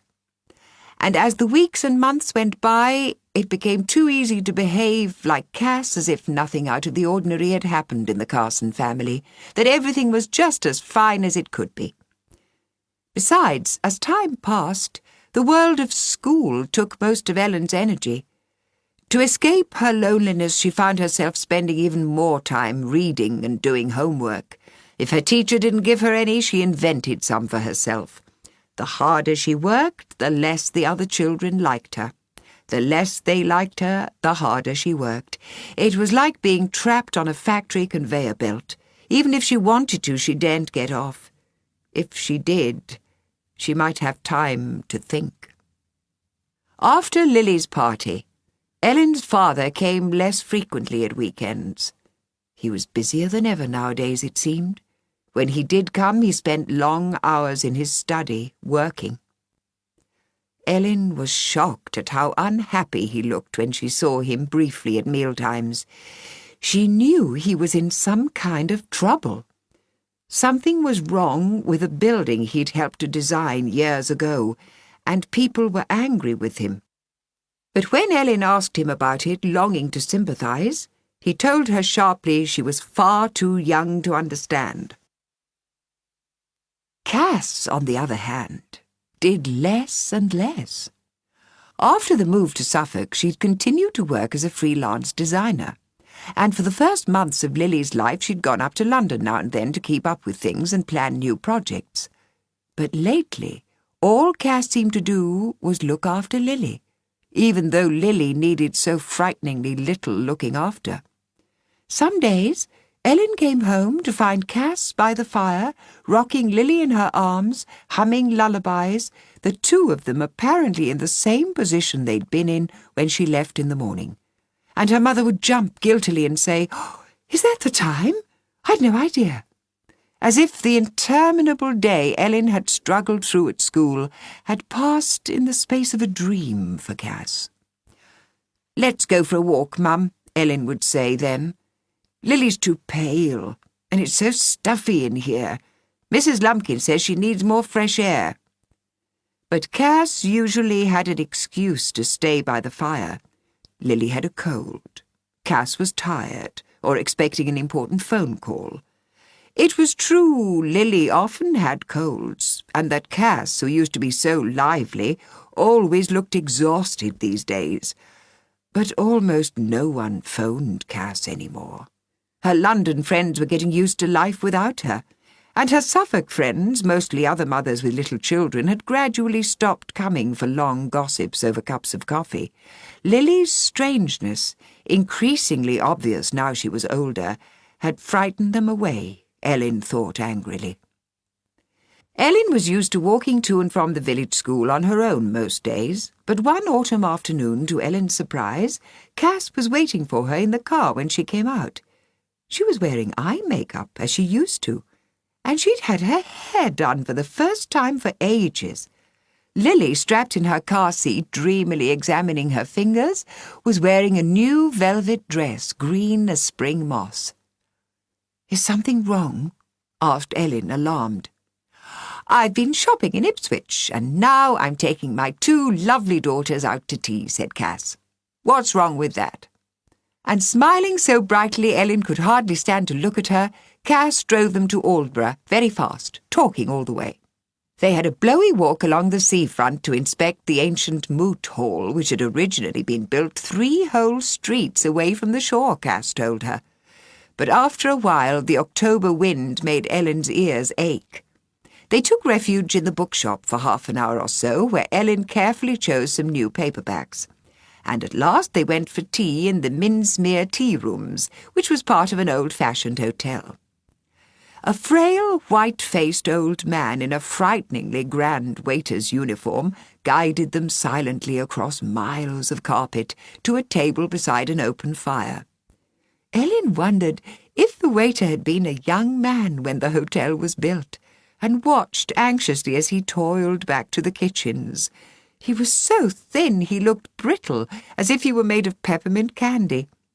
Ellen tried to remember the name of the sweet shop owner in Mary Poppins, who so gruesomely broke off her own barley-sugar fingers for the children to eat.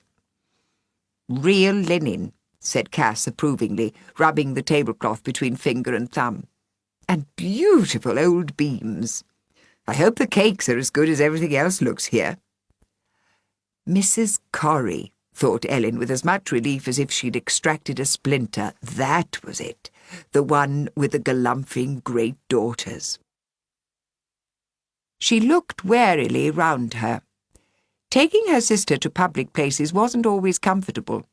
But there was only one other family in the tea-rooms so far, and they were too busy quarrelling, she realised, to notice Lily tiptoeing eccentrically between the tables. Strangely, although arguments usually upset Lily, this quarrel, loud though it was, didn't seem to bother her in the least.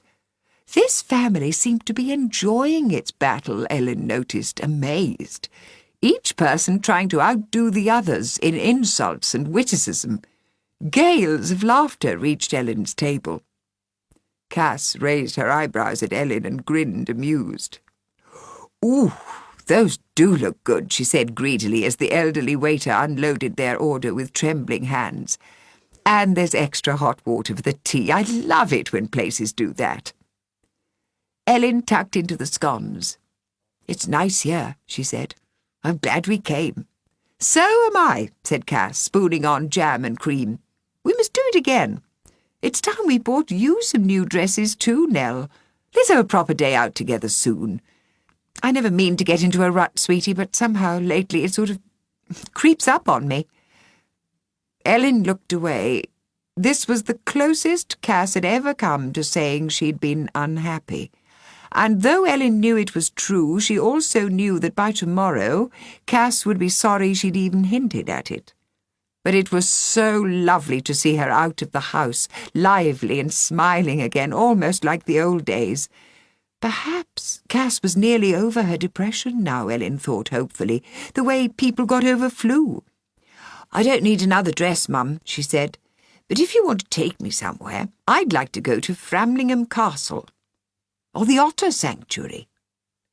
With alarm, Ellen noticed that one of the sisters in the other family was yelling good-humouredly at her mother now. She couldn't imagine shouting at Cass, who in her own way seemed recently to have become as fragile as the peppermint waiter. Ellen stole a quick look from under her brows. They look a bit foreign, she decided. Perhaps that explained it. The one silent member of the family was a boy, not much older than Ellen. He was dark like his sisters, with the same fine cheekbones and thick, dark brows, but he seemed to occupy less space than they did somehow, as if he didn't expect or even want to be noticed, she thought.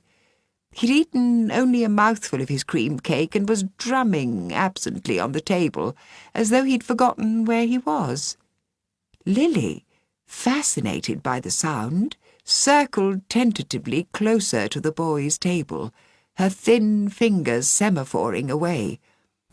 "It's all very well for you to tune us out like that, but it's you we're thinking of, Misha," another sister cried suddenly in an exasperated voice. The boy smiled silently, as if he was used to this kind of attack, but Lily veered off in alarm, ducking her head, moaning, and covering her ears. Ellen jumped too. She had heard that name before. Then a familiar bearded figure came into the room, clearing his throat, peering short-sightedly around him. "My giant," she thought. "Of course! Misha's his grandson." And she realized she had secretly been hoping to meet this boy ever since his grandfather had told her about him. "You might have brushed your jacket, Dad," said Misha's mother fiercely, standing up to kiss her father, swatting irritably at his clothing with a jangle of her gold jewellery. "You're covered in dust." "Sorry I'm late," he said vaguely. "I was just trying to finish—" "Don't tell me," sighed his daughter. "You haven't changed a bit, have you?" "I should hope not," he joked. "I was absolutely perfect to begin with." Ellen watched under her lashes as the giant hugged and kissed his grandchildren, pulled out a chair, and sat on it as cautiously as if it was doll's furniture. Misha went back to his drumming. Lily circled closer. The drumming changed rhythm, speeded up, teasingly slowed down again. "He knows Lily's there," Ellen thought. "He's playing a game with her." And she wondered if Misha had noticed her, too. Unlike other people, Misha didn't seem embarrassed by Lily's blank face or bird-like movements. Without seeming to, Misha had been talking to her little sister ever since they came in, talking without words. "Little star," breathed Lily, hovering just behind his elbow, still ready to take flight if necessary, and Misha smiled without once looking up at her, as if he knew directness would frighten her. How could the giant's grandson know Lily so well, Ellen wondered, as Cass drove them home. How could he possibly know? The giant himself had greeted Ellen warmly as they left the tea-rooms. "Why, it's only Ellen," he said. "I didn't recognize you sitting over there. I never remembered to bring your mother those grapes, did I?" "But that's Jack Kelly," Cass had said excitedly as soon as they were out on the street again. "He's a well-known sculptor. How ever do you know him?" "He lives down Dark Lane," said Ellen, "and he's a kind of friend of mine." She smiled to herself. It wasn't often that she could impress Cass. That evening she settled down contentedly on her bed to read one of her new books. The description on the back was promising. A lonely girl kept an imaginary pony on wasteland where factories had been pulled down near her home. One day, after a family quarrel, she ran away to this place and found a real pony, identical to the one she'd imagined, apparently waiting for her, tossing its mane. The story kept her engrossed until bedtime. But as Ellen was turning out the light, she noticed the author's photograph inside the cover. An unsmiling woman with blazing eyes stared back at her. She was younger then, but still unmistakable. Marion Marshall, the author of Dream Pony, was Marsh Mary, the woman who loved wild birds and hated humans. Ellen was sure of it. Next day, everything went wrong. Cass looked dreadful at breakfast time. Lily had woken in the night running a high temperature. Cass had been sitting with her for hours, sponging her, trying to calm her down. "She's still very feverish. I'll have to ring the doctor," she said. She seemed frightened, almost guilty, as if she was worried about more than Lily's fever. When Ellen came home from school, Lily was uneasily asleep on the sofa. The doctor had only just left, and Cass was crouching by the fire in tears. Cass hadn't taken Lily to the doctor's for months, it turned out, nor for the usual check-ups to be weighed and measured, not for her vaccinations. And when the doctor saw Lily, she expressed concern, not about the fever, which was only a common virus that was going round the village, but about Lily herself, her lack of speech, her unusual behaviour. "But there's nothing wrong with her," Cass wept angrily. "How dare that woman say there is? Plenty of children are slow to talk.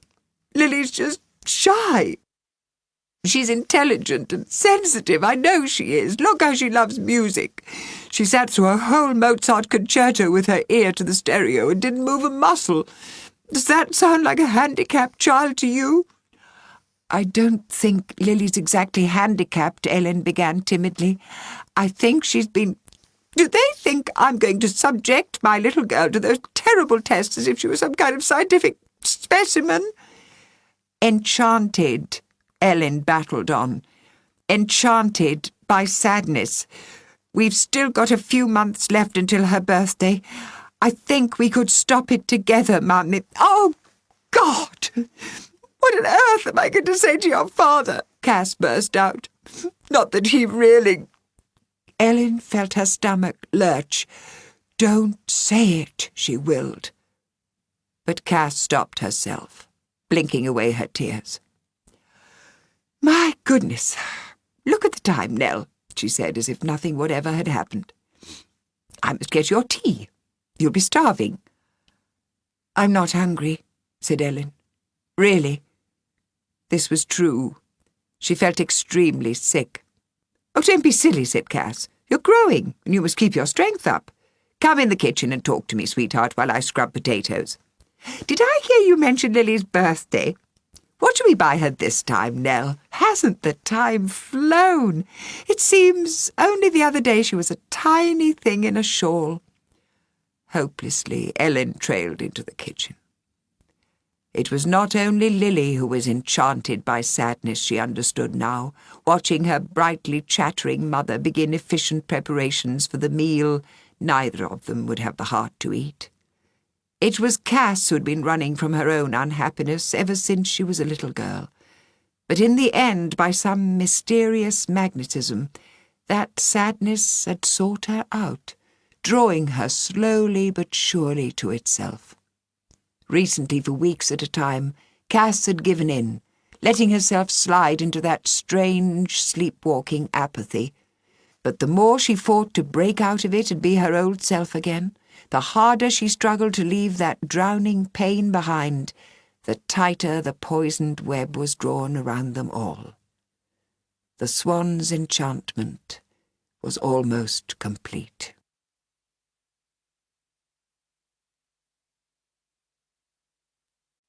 Chapter 6. The Dark Tower. Christmas was over. Ellen's father came down on Christmas Eve and drove straight back to London on Boxing Day. Ellen knew part of the reason for leaving so quickly was the trouble he was having at work. "I wish I could help you, Daddy," she said wistfully as she kissed him for the last time through the car window. Cass had taken Lily back indoors so she wouldn't catch cold again. For the first time for a long while, her father really smiled at her. A sad smile, but real. "So do I, sweetheart," he said, squeezing her hand. "But you just look after yourself. See you again soon." He started the engine. "Will you come down for Lily's birthday, Daddy?" she called. "I wish you would." But he was driving off. She couldn't tell if he had heard her. "Oh, I do wish you would," she whispered. For somehow she felt the catastrophe might still be prevented if both her parents were at Midsummer House on Lily's 3rd birthday, if they could all be together again in a charmed circle of light the way they were the night Lily was born. She couldn't bear to go back into the house. She didn't want to see her father's presents, which had looked so exciting in their wrappings under the tree, but seemed, once she'd opened them, as if they were really meant for someone else. She didn't want to go back into that too warm living room and see Cass rocking Lily in her arms with the bleak expression she almost always wore these days. There had been no more days out after all since the trip to Aldborough, as if Cass thought Lily's illness was a punishment for trying to be happy again. "I'm going for a walk," Ellen called to her mother, grabbing her jacket from its hook in the cloakroom. She felt as if she'd been trapped indoors for at least a year. Once upon a time, her mother and father had liked to do things, go for walks, have friends for dinner, play games with Ellen. Once, when she was very small, she dressed them up as king and queen in velvet curtain robes and gold paper crowns. Her father was the king of the sun, and Cass the queen of the moon, and they had lived inside a charmed circle of light. Once upon a time. Long, long ago. She trudged off with her hands in her pockets without the slightest idea of where she was going. Her legs had suddenly discovered a mind of their own. It was a beautiful afternoon, clear and sharp. The light would be gone in an hour or two. In the west, the enormous sky was already deepening to sorbet colours, mainly raspberry ice, she decided, with swirls of purplish blackcurrant. After the imprisonment of Christmas, walking lifted her spirits and unmuddied her thoughts, turning them clear, simple as the winter air. She couldn't imagine living anywhere else but Suffolk now, and today the strange sadness she often felt tugging at her beneath the surface of the landscape seemed to have ebbed away like a tide. Snowdrops poked their spikes through the mossy banks. The late afternoon light caught a yellow splash of winter jasmine on a wall. "Nothing bad is ever going to happen to Lily," she vowed. "I just won't let it." And on such a day, with spring already exploding from every bough in tiny, varnished-looking buds, it seemed impossible that any harm could come to her. Then, as she passed a gap in the hedge, Ellen glimpsed 2 hares boxing crazily on their hind legs, like cartoon animals, right in the middle of the frosty cabbages. She laughed with surprise. Panicking at the human sound, the hares dropped back onto all fours, streaked through the cabbages and over the raw red furrows of a recently ploughed field in a blur of flying paws and ears. "You've hurt their pride," said a voice behind her. They were taking it very seriously. Misha was grinning at her beside the glossy green of a holly bush, his face glowing with the cold, his collar pulled up around his ears. "You made me jump," Ellen said breathlessly. "You look like a tree spirit standing there, as if you just came whooshing out of the holly." The boy laughed. "If I was a tree spirit, I'd try to choose a more comfortable tree to live in." "You were in the tea rooms at Aldborough, weren't you?" he added, "while they were all deciding my fate." They seemed to have fallen into step, heading together towards Dark Lane and the water meadows. "Your fate?" said Ellen, still recovering from her surprise. "What do you mean? Who was?" "My mum's gone off to America, on a tour with my sisters. They're musicians. Good ones, not amateurs like me. The school I was at before didn't want me much because I'm no good at school things, so Mum asked my grandfather if he'd have me until they came back." "And he said yes," said Ellen, her heart leaping. "Are you living here now?" She turned red then, realizing how pleased she sounded. It would be awful if Misha was nice just because he felt sorry for her in her freakishness, her loneliness. Yet Ellen, who had not yet learned how to make friends her own age, already mysteriously thought of Misha as her friend, a boy she could talk to without growing stiff and frozen like a human icicle, a boy who wouldn't jeer about snobs and dictionaries. But he simply nodded and said without fuss, "I'm here until summer, I think, so if you'd like a temporary friend..." Giddy with amazement that this elusive magic had suddenly worked for her after all these years, Ellen could only nod shyly.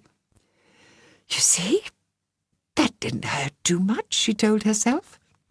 "You've got a friend, a real temporary friend." They had reached the stile. "It's muddy over the meadows if you haven't got wellies," he said doubtfully. "Would you like to come and meet my granddad instead?" "I thought your grandfather was a giant," she remembered. "I thought he'd murdered someone, but he said it was only a garden nymph." They laughed. "Granddad, a murderer? You're joking," Misha grinned. "My mother and sisters trample all over him. He's as soft as anything. All his fierceness goes into his sculpture." "I saw some through the window when I was little," agreed Ellen. "All beaks and claws. It scared me." "We'll go round the back," said Misha. "He's just made some bread if you're hungry. His cooking is mainly awful. I'm getting so thin I'm in danger of disappearing." He hammered on his ribs, which looked fairly well covered to Ellen. "But his bread is nice in a chewy sort of way," he added, "if you plaster loads of honey on it." Which was how Ellen found herself sitting at a scarred trestle table which looked as if it once belonged to Vikings, happily eating porridgey bread with honey, the runny kind, from a battered wooden plate which also seemed designed for warriors. Jack Kelly's house was the strangest place she had ever been in, Ellen thought. Under the table, her feet bumped unexpectedly into a large cardboard box leaking spikes of straw. "Methuselah's hibernating in there," Misha explained. "He's a very old tortoise, really ancient." Ellen wondered if the tortoise had been called Methuselah when he was a baby reptile, but Misha wasn't sure. "I suppose he may have been called Geronimo then," he suggested, and they both got the giggles. "The one and only racing tortoise," said Ellen, spluttering. She hadn't laughed properly for ages, she realised. The thought made her curiously shy. In front of Ellen on a dusty windowsill were several plaster casts of human faces, their expressions unnaturally calm, their pale, lashless eyelids eerily closed. Beside her, on the kitchen worktop, was a jumble of sharp tools, tangled string, rubber moulds, a loaf with several slices sawn off it, and an open tin of cat food. The cat, Pushkin, was ancient like the tortoise, striped like a tabby tiger, with enormous, tired, dark eyes. He lay on top of the central heating boiler, with his paws dangling wearily down, and his mouth slightly open, as if he was on the verge of saying something extremely deep. Cass would hate this cottage, thought Ellen, remembering how finicky her mum had been about getting things perfect at Midsummer House before Lily came. This was the messiest kitchen she'd ever seen. Misha would be lucky to reach next summer without getting food poisoning. But she felt oddly comfortable. She could say what she liked here, and no one would mind or be hurt. She'd had to be painfully careful at home lately, as if everyone in her family was made of expensive china and might break if Ellen didn't look after them. "More bread, Ellen," said Misha's grandfather cheerfully. "Misha's always rude about my cooking. I don't know why. I make a cauliflower cheese that would make the angels weep." "That's true," said Misha, rolling his eyes. "That's because they'd all have violent indigestion." Ellen choked with alarm. She let her crust fall back onto her plate, ready to bolt for home immediately if necessary. But Misha's grandfather, who was clearly not the breakable kind, went on mildly wandering in and out in his dusty work clothes, hunting for a chisel. "Sure you didn't bake it into the loaf?" Misha suggested. And Misha talked. Ellen had never met a boy who talked so much. He'd been unnaturally silent in the tea-room, she remembered. He told her about his family, whom he mainly liked, and the schools he had gone to, which he mostly hated, and the teachers, who hated him. "I can't read very well. There's some sort of problem, apparently, but I don't think I'm actually completely stupid or anything," he said calmly. Then he talked about his father, who worked abroad wherever there were disasters, organising relief operations. But we haven't really lived with him for a long time, said Misha, so it doesn't make much difference him going away. He phones sometimes, but it's mainly impossible to hear, like having a conversation underwater. My dad lives in London mostly, said Ellen. But when we moved down here, we thought he wouldn't. They were silent for a while, then Ellen said tentatively, Misha's not a very usual name. It is in Russia, said the boy, grinning. It's short for Michael.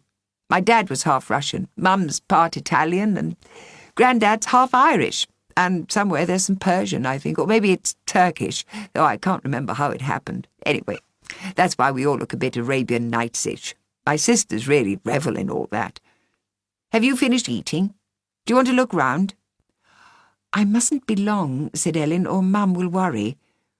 But she badly wanted to stay. She'd never met anyone like Misha in her life. She couldn't even have imagined anyone like him. She wondered how he'd get on with Raymond, Molster, and the others. But Misha told her he wouldn't be going to school in the village. My granddad's going to teach me at home. I wish he'd teach me too, Ellen sighed jealously. I hate school so much. Fascinatedly, she followed him from room to room. Misha's grandfather collected strange things as well as sculpted them, she noticed. Bowls and baskets full of intriguing objects, wooden eggs, unusual stones and fossils, some especially creepy things that looked like ancient withered mushroom. Ooh, yuck, that's a skull, she said, snatching back her hand from a dusty shelf. Is it real? A plaster cast, said Misha. It was a horse. It died perfectly naturally. It's okay. I like these, said Ellen, moving towards a set of miniature shelves full of tiny bronze sculptures of eggs, every one of which was apparently trying to hatch out a different creature. But they're very, very strange. I know, said Misha. I like the baby dragon, and the boy who's half horse. I'm a bit like him, I think, he said shyly. But Ellen had seen a new egg and could no longer hear him. A single hole had been shattered in the shell, and through it a tiny, perfect hand stretched out, as though pleading for help. Ellen stopped breathing. She strained to see what was inside. Just a little wild child, she whispered to herself, crouching inside its egg, afraid. Her eyes stung. But it wants someone to find it, said Misha quickly. The right person. She looked up at him, startled, blinking away tears she hadn't known were falling. The egg doesn't look like the others either, he pointed out. It's like an egg from another planet or something. I don't think the child is meant to be from this world. But Ellen, overwhelmed with guilt and panic, could only see Lily. Star child. Swan sister. I've got to go home, she blurted. I've been out much too long. I've got to go. Misha walked back with her along the darkening lanes. They didn't talk much until they were standing right outside Midsummer House, and then she said, It's Lily's birthday soon. She had a party last year, and it was rather difficult. I don't think Mum will organise one this year. There was a great deal more she wanted to explain, but that tiny bronze hand forlornly signalling from inside its otherworldly egg had taken her words away. I'll come if you like, said Misha at once. It was as if he didn't need Ellen to explain about Lily, as if he already understood everything he needed to know. Especially if there's food, he added greedily. Food that isn't healthy food, I mean. Would you come? Would you really? She was going to say more about the christening and the Swan's enchantment, about only being able to keep Lily for 3 years and a day, when Misha blurted out, And you needn't worry, Ellen. It's not your fault about your dad. You can't help what he did. Whatever do you mean? Ellen demanded. Unconsciously she clenched her fists. She couldn't believe what Misha had just said. What has he done? He hasn't done anything. Her voice was shrill, breaking. She felt as if she was falling from a great height. Misha flushed. "You really don't know, do you?" he said. And I had to open my stupid mouth. "Forget it, Ellen, I'm sorry. It doesn't matter." "It does matter," she shouted. "You tell me what he's supposed to have done if you're so clever." Misha looked away and mumbled. "He was one of the team that helped design that." He gestured painfully towards the dark tower on the other side of the marsh, where the harsh lights were beginning to glitter against the country dusk. "Grandad told me about it. I thought you knew. It's been going wrong for years. There was something leaking from the beginning, but the company have only recently owned up. Now things are bad enough for ordinary people to notice. Fish dying offshore and seals. The last few years the swans on the marshes lost nearly all their cygnets. Mostly they don't hatch, or if they do they're too weak or not properly—" "Don't!" cried Helen to stop him. She covered her ears. "Don't say it! Don't! It can't be my dad. He wouldn't do anything like that. I know he wouldn't. He's kind. He wouldn't hurt anything." And she turned and fled sobbing into the house.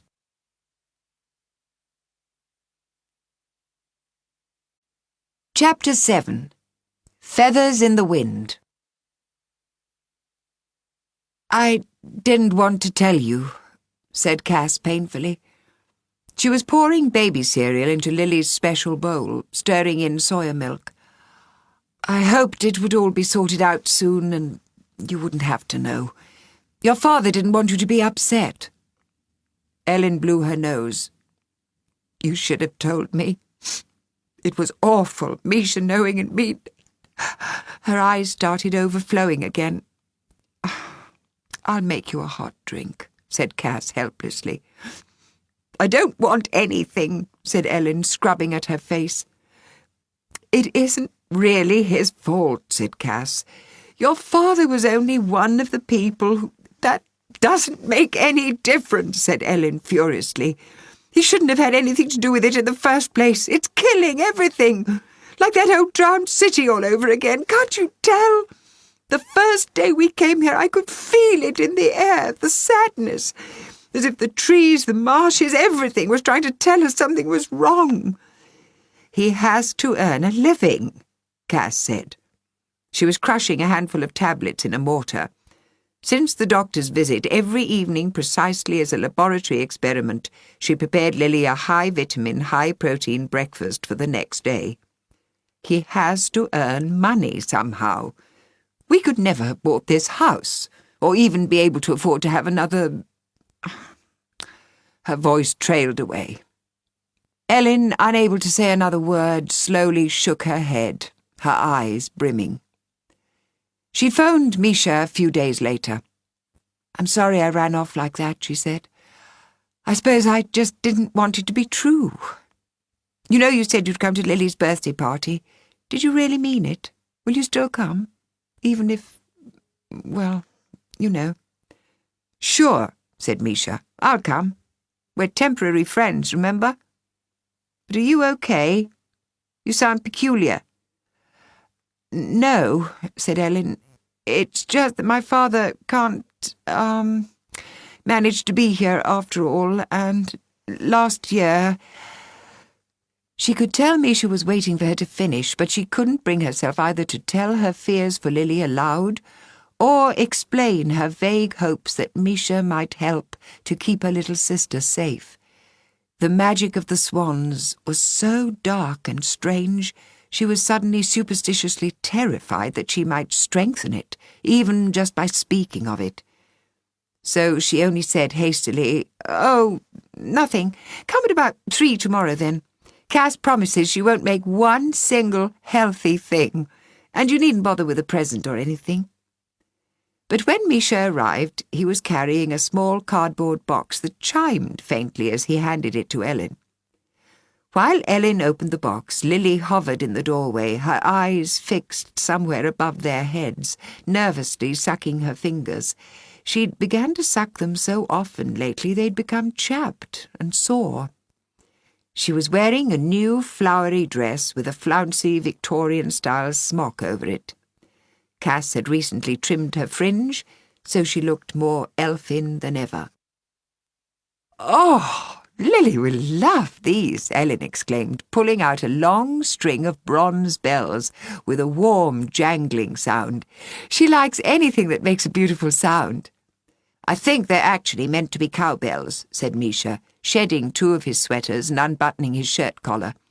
"Each one has a different note." "Star," sang Lily, tiptoeing past them as if she'd never seen either of them in her life. "These are for you, Lily, Lily," said Ellen, "so you can make your own star music." Cass came in and smiled tiredly when she saw the bronze bells. "That's kind of you, Misha," she said. "I've put the tea things on the table, Ellen. Nothing healthy in sight as requested. Do you think you could help yourselves? For some reason I've got the most awful headache. What a silly day to get it. I'm cross with myself." "Go and lie down," said Misha at once. "That's what my mother does, and then it soon goes. Ellen and I could take Lily out for a walk, if that's okay," he suggested. He sounded wistful, Ellen thought, as if he was quite keen to get back outside. "You'll have to wrap her up really well and be terribly careful with her," said Cass doubtfully, but she looked relieved at the prospect of a quiet half-hour to herself. In a few minutes, Misha and Ellen were walking along the lanes in a fine, cold mist, pushing Lily in her buggy. They'd had a hard time putting on her gloves, and Lily's fingers still stuck out stiffly inside them like scarecrow hands, as if they had nothing to do with her. And after a few minutes she'd managed to slip down inside her padded coat so that her face was scarcely visible inside its enormous hood.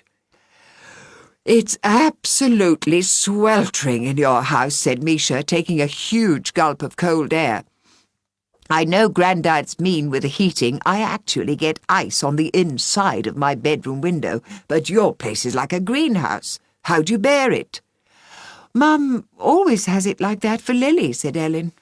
"I don't notice now, but it is nice to be out. You push her buggy a minute. I want to do my coat up."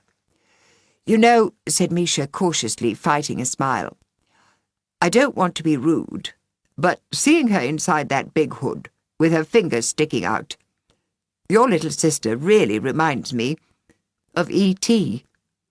Stung, Ellen opened her mouth to say Misha had absolutely no business making fun of Lily.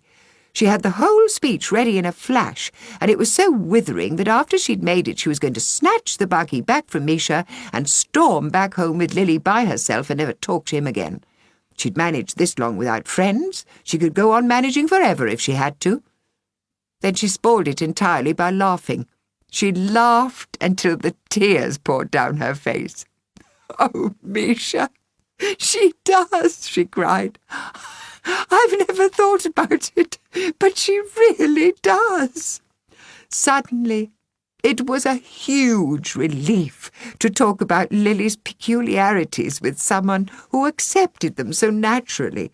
Misha didn't pretend he hadn't noticed anything. He didn't act super polite the way other people did when they met Lily, or say how beautiful she was with that too nice, too sympathetic tone in their voices. "And that funny thing she does with her fingers," he said, "as if she's signalling." "To other extraterrestrials," suggested Ellen, her eyes still streaming. In the depths of her hood, Lily gave a hoarse giggle, but when they peered quickly down, she was hanging over the side of her buggy studying its wheels, her face demure. "She understands, doesn't she?" said Misha, suddenly serious. "Yes," said Ellen, saying aloud for the first time what she had secretly thought for months. "I think she does. In some ways she understands more than most people. She understands when people are telling the truth, what they're feeling, and she can't stand it if they pretend they're feeling something else. She starts to pinch herself or pull her own hair. She's like a truth machine, or, I don't know, a Geiger counter or something. And there's something else." Ellen glanced up from under her lids to see if it was safe to go on. Misha waited. She understands the swans, she said, scarcely audibly. They fly over our house, and they call to her in their language, and she understands.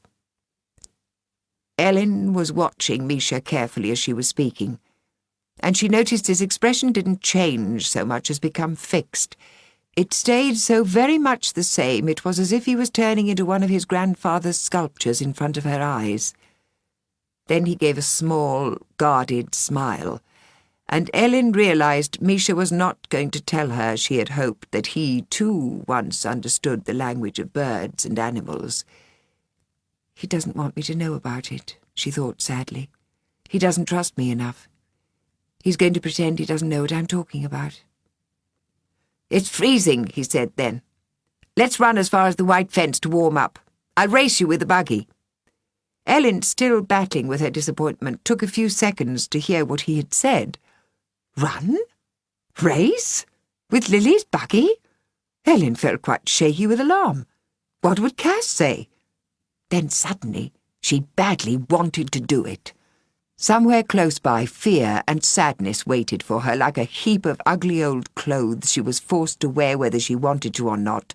But for a few precious minutes with this boy, who was as freakish, maybe even as lonely as she was, she could be silly and almost ordinary.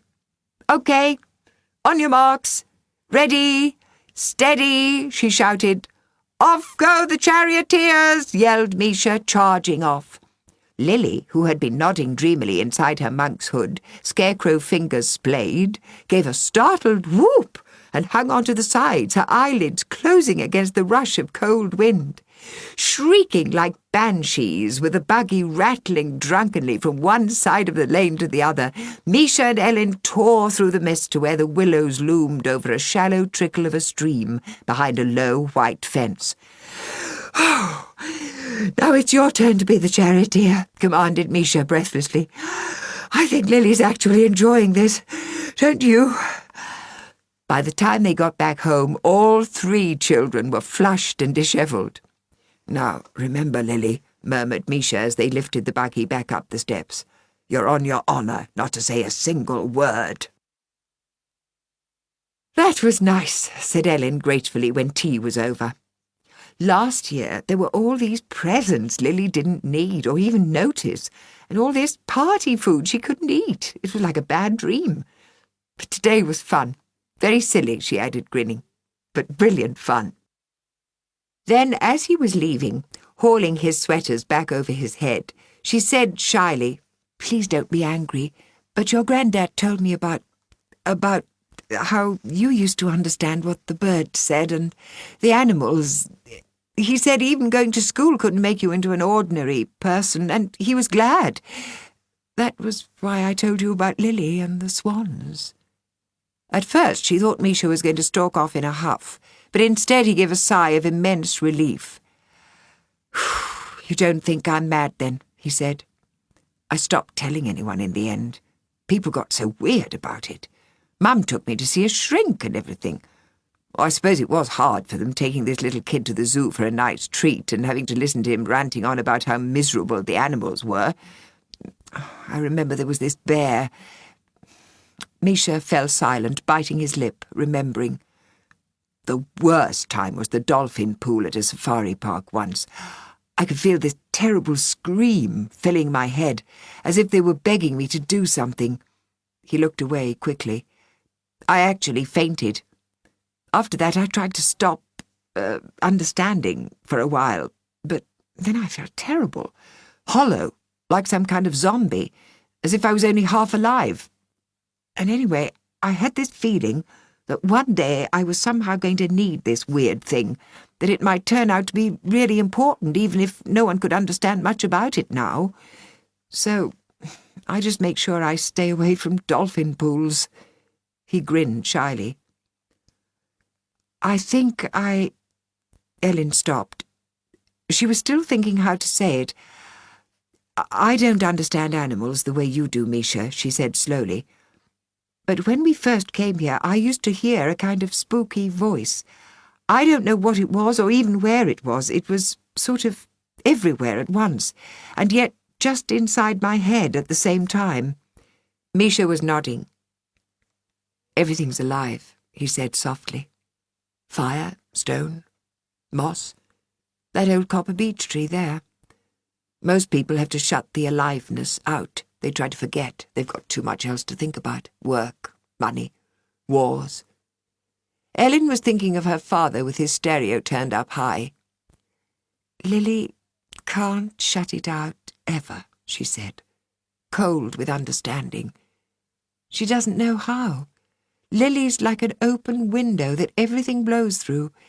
She has to listen to it all, the aliveness of everything. She has to see it all the time. What people are secretly thinking as well as what they say. How hurt the birds and animals are because of what, humans do to them. It must be like having to watch all 4 TV channels at the same time, never being able to switch off the set. And tonight—" She couldn't go on. Saying the words aloud seemed too dangerous when it came to it, as if she could conjure her terrors out of the air simply by naming them. "Tonight?" Misha echoed. Under the thick brows, his brown eyes were almost almond-shaped, she noticed, their expression sympathetic. But Ellen lost her nerve completely. "Well, the swans might fly over calling again," she said carelessly, "and Lily gets so upset." "Well, I hope they don't come then," he said quickly. But he looked away politely as he spoke, as if he didn't want Ellen to know he had caught her out in a lie. I couldn't do it, she thought, after he'd gone. I wanted to ask him to help me, but I just couldn't. She had simply frozen, she thought, and her tongue had become paralyzed, even as it tried to form the words, as if Ellen was enchanted too. She went unhappily to her room, afraid even to think about the coming night and what it might bring. For now Misha had gone, the fears she had kept so carefully at bay began to gather invisibly in the corners of her room like sticky cobwebs. I won't even try to sleep, she told herself. It'll be much better if I don't. I'll read, and I'll wait. I'll keep myself awake all night, and then nothing can possibly happen. But she had no idea what she was waiting for, what it was she dreaded so much that the print blurred before her eyes as she turned the pages, so she could not have told anyone what she was reading.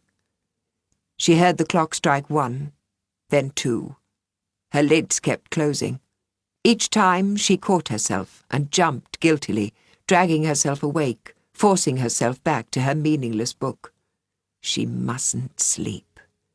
There was no one else to keep Lily safe. So why hadn't she told Misha, who was the one person who would understand, the one other person who could help? I felt ashamed. That's why, she thought. If we were a proper, happy family, the Swans couldn't have enchanted Lily. It's because something's gone wrong with us. It's all lopsided somehow at our house, and I'm ashamed. Her eyes shot open again. She'd been dozing without knowing it. Please, Daddy, she'd been saying. Mum doesn't know I'm phoning you, but I really think you should be here tonight. Something terrible will happen if you don't. But she couldn't hear his reply. His stereo was turned up too high, and the opera singers drowned his sad, quiet voice. 3 o'clock struck. Ellen's body was dissolving, floating. 4. 4:30. I'm going to stay awake all night, she said to herself, pinching herself so hard she saw scarlet blotches behind her closed eyelids, the pain bringing her fiercely back into the room. All night. A strong wind was getting up, blowing in from the sea. It was peaceful, lulling, lying in her warm bed, listening to the gale howling round the house. The sound of a banging door jarred her awake. It'll wake Mum, she thought. Cass was probably still feeling ill. She had looked terrible last night. Groggily, Ellen stumbled from her room and across the landing in the colourless light of just before dawn. It was Lily's door, rhythmically slamming to and fro in the wind. Before she closed it, Ellen peeped in to make sure the sound hadn't frightened her little sister. But a mess of white feathers littered the floor. The curtains were blowing in the open window. And Lily had gone.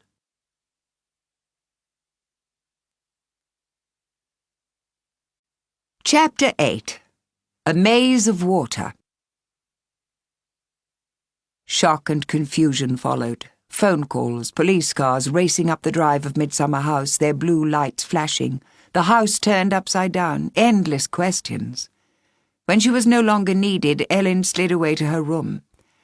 She had been trying to get someone to listen to her for years, so she knew it was no use explaining to anyone now what had really happened, how she had followed the trail of feathers downstairs to where the door to the garden stood open, how she had found the print of a tiny bare foot in the mud of a flower bed, how the swans had borne Lily away at last to their wild, marshy home, and the mysterious voice once more beat in her head like wings. Swan sister, follow the signs, follow the signs. Ellen covered her ears. "It's no use," she wept. "What's the use of saying that now? Lily's gone. I let them take her. I've tried to look after her so carefully ever since she was born, like the angel sister in the church, and they still took her. It's no use talking to me, whoever you are. I never understand anything you're trying to tell me. Why don't you go and tell Misha? He understands the—" She sat up abruptly, scrubbing at her tears. "Follow the signs," repeated the voice. Misha! How could Ellen have been so stupid? She strolled downstairs again. Through the open living-room door she saw Cass painstakingly giving a description of Lily's appearance for the 10th time. It broke Ellen's heart to see her mother's face so pinched and small. "A little white Viola nightie down to her ankles," she was repeating. "And the cuffs were trimmed with lace." Ellen could tell Cass was trying hard to stop her voice shaking. "Her hair is fair, flyaway. I just cut her fringe." The police sergeant, who had been scouting around by the back door, came back inside, shaking his head, saying, "It's impossible. No sign of anyone trying to break and enter, no tire marks in the gravel, just that one little footprint, and then nothing, as if she simply vanished into thin air.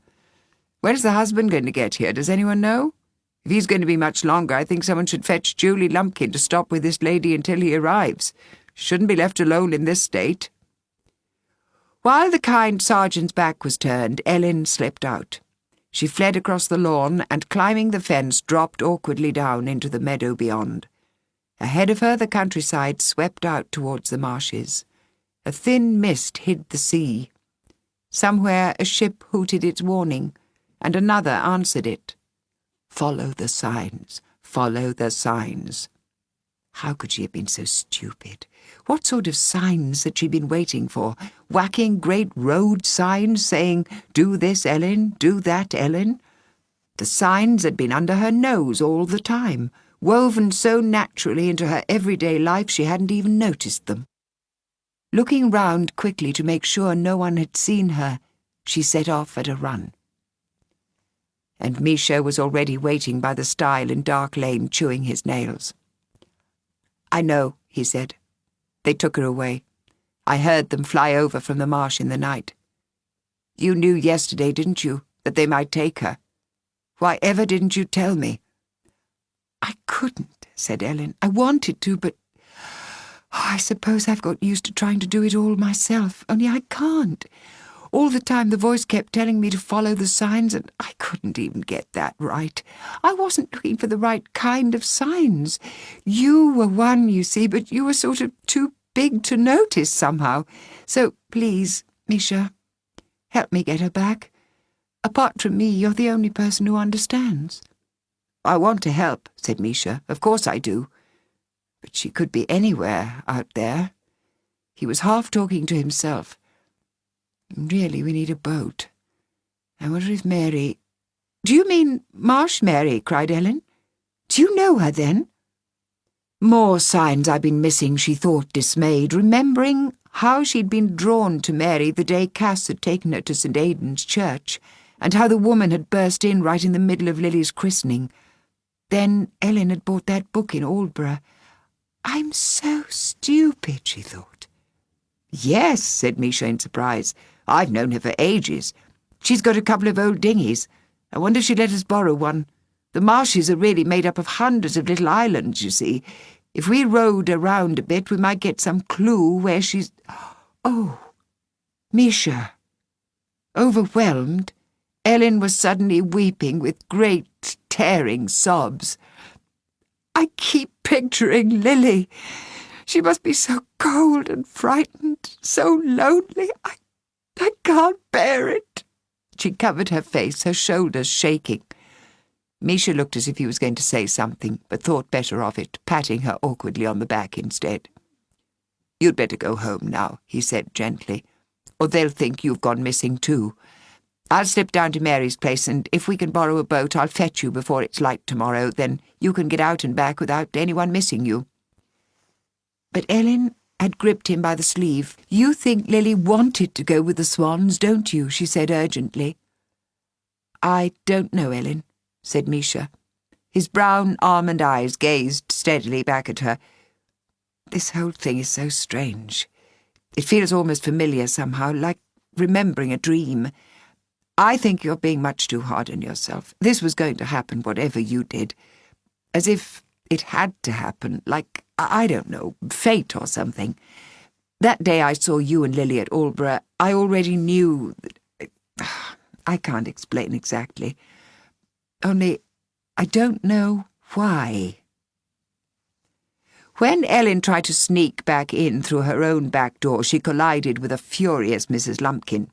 "Now, wherever have you been, you naughty girl?" scolded the woman. "I've been at my wit's end. I've just pushed your mum to bed. The doctor's given her something to help her sleep. I don't know when your dad will get her, so you better come home with me. You can have little Simeon's bed. I'll put him in with Samuel for tonight." "Well, I'd rather stay here with Mum, honestly," said Ellen swiftly. She was speaking the truth. But she had also once seen little Simeon from a distance, plastered in mud, spitting at passing cars. She might need something. I know Daddy won't be long." In fact, her father arrived not long after.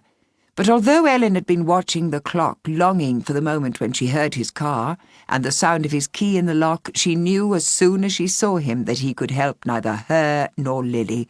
He hardly even seemed to see Ellen properly. "Where's Cass?" he said at once. "She hasn't left you on your own." "Oh, she's asleep," said Ellen. "The doctor—" "I'll go up to her," he said. "She can't just collapse every time there's a crisis.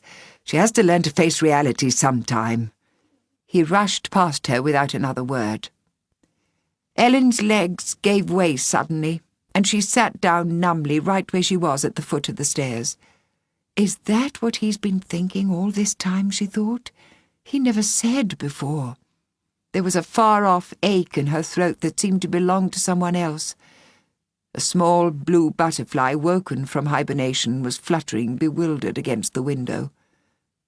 "It'll die," Ellen thought dully. "But there's nothing I can do about it."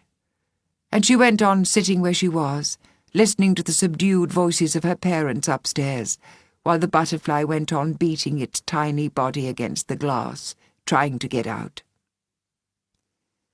All night Ellen was rowing along the misty waterways amongst the islands of the marsh, searching for Lily. Sometimes she heard her singing, but the mist was always too thick or the channels too narrow for the boat to go any further.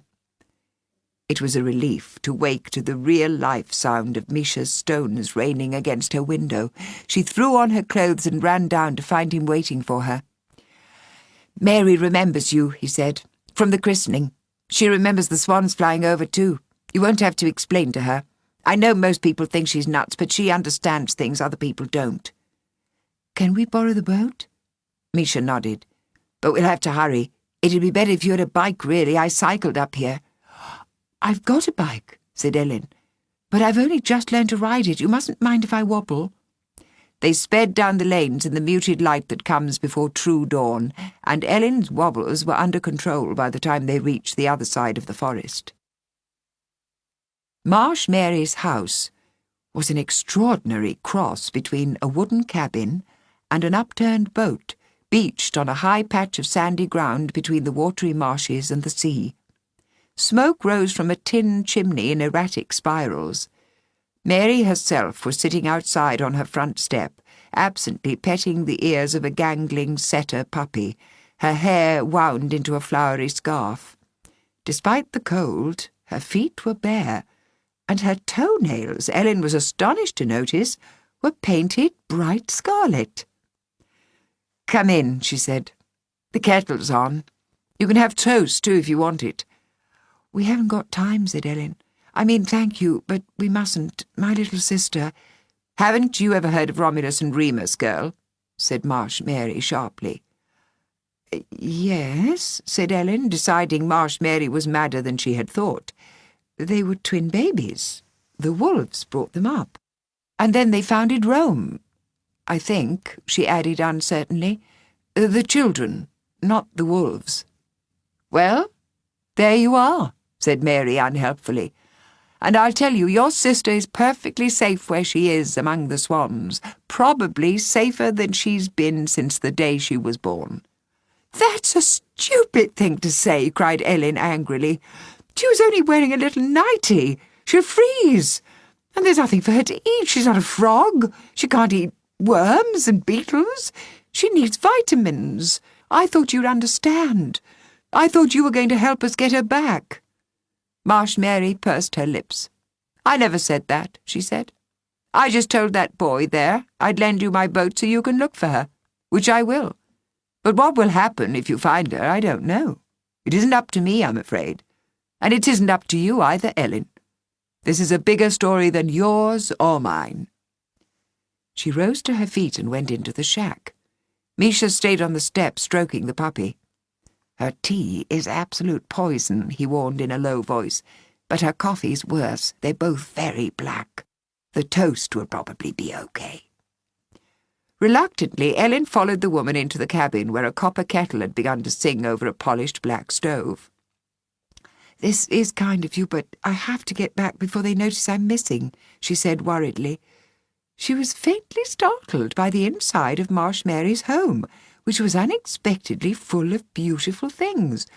Wooden shelves carved with fruit and flowers, delicate china, bright rugs.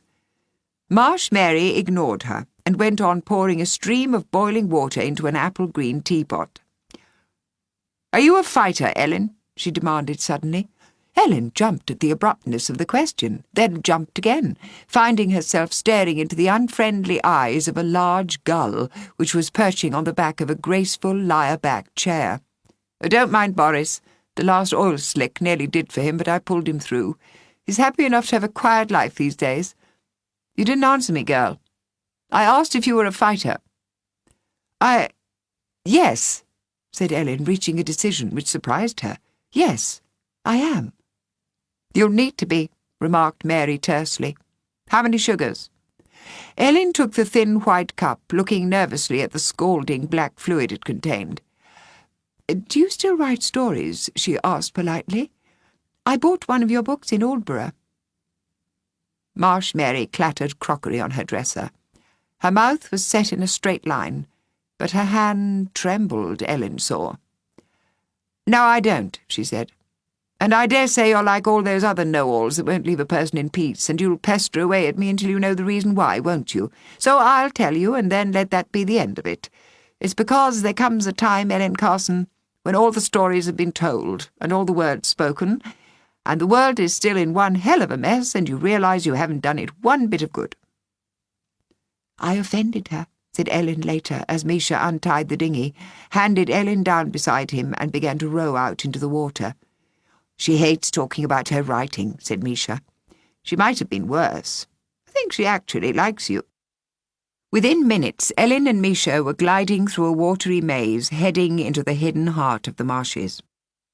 In some places the channels were barely wide enough for the oars. In others, a skim of ice crackled and sank as the boat forged onwards. Misha rowed steadily, peering through the faint mist at the reedy, colourless tussocks which were the islands. "They look better in summer," he said, sensing Ellen's disappointment. "When the sea lavender's flowering and the other wild flowers are out. There are even orchids. Bird watchers come here, you know. The RSPB have built hides for them. This is only part of an enormous bird sanctuary." "It's awfully strange," whispered Ellen. "Like another world, another time." Somewhere in the marsh a bird gave a metallic shriek. "What did it say?" Ellen demanded quickly. But Misha shook his head.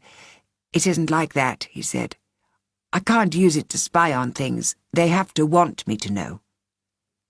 "Then we might never get Lily back if the swans want to hide her from us." Ellen's throat closed with sorrow. She couldn't say another word. "No, we might not," said Misha. "If that's what they want," he added strangely. They rowed in silence after that. Some islands had stunted trees or overhanging bushes growing on them. Sometimes the boat startled dull brown birds, invisible amongst dull brown grasses, until they went whirring up into the sky, uttering cries of alarm. But otherwise each reedy mount seemed as colourless and featureless as the others to Ellen. After a while she fell into a kind of trance.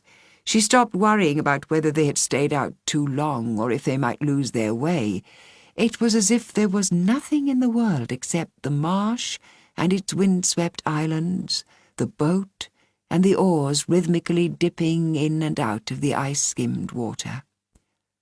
"Lily, Lily," she thought, "if you're really here, try to tell me somehow." Suddenly she was alert with every cell of her body. "This island, Misha," she shouted excitedly. "The one with the thorn bush. Can we stop? Can I get out?" "Maybe," he said dubiously, shipping the oars. "You might sink, though. What have you seen?" "Nothing," she said. "Nothing I can explain." "Follow the signs. Follow the signs." A stunted thorn bush, a white feather on the wind, a flash of faded blue, the colour of the butterfly she'd pitied the day Lily disappeared. Maybe none of these things meant anything at all, yet Ellen's every sense was shouting out. Misha steadied her as she clambered out. She stepped cautiously onto wiry, innocent-looking grass. As soon as she trusted her weight, oily black mud squelched upward, sucking at her Wellingtons, but she'd already snatched something from the thorns. "I'm sinking, Misha! Help me get my wellies unstuck," she panted. "I've got you," said Misha, grabbing her around the waist and hauling her back into the dinghy so that the boat rocked violently. Helen's eyes were bright, her cheeks flushed. "She's been here," she said triumphantly, flopping back into her place. "Look!" She was clutching a scrap of white cloth. "It's from Lily's nightie. She was here. We're going to find her. I can feel it. I know we will. She's so close." "It's time to go back now, though," said Misha firmly, "or they'll miss you." "I don't care about that," cried Ellen. "That won't matter a bit if we find Lily, will it? I can explain to them. Misha, she's been out here for a whole night as it is. The longer we leave her—" "Ellen," interrupted Misha. There was an edge to his voice she had never heard before.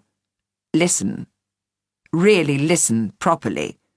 And tell me what you hear. What you feel." Ellen closed her eyes sullenly, unwillingly concentrating on the sounds around her. She could hear the wind in the reeds, water lapping round the boat, the occasional peep of a moorhen, the cries of gulls. "I can't hear anything," she was going to say crossly. "Nothing at all." And then she did. It was not so much a sound as a feeling, as if part of her was flowing out into the marsh, and the marsh was sending her in return its messengers of rush, thorn, butterfly. "It's like the day we drove through the forest and found the house," she thought. "Everything was so alive, so sad, talking to me, trying to tell me something was wrong." And somewhere in the heart of the islands she could feel Lily, But a new Lily, one she had never known, not a frightened indoor Lily buttoned up in frilly smocks and tights and put to bed at the same time each night in her silvery moonlit grove. It was hard to get a clear sense of who or what Lily was now, because of the great wings, the downy breasts, the hissing, snake-like necks that surrounded her, protected her. But one thing was clear. Marsh Mary was right. For the first time in her life, Lily was happy. And she didn't want to come home.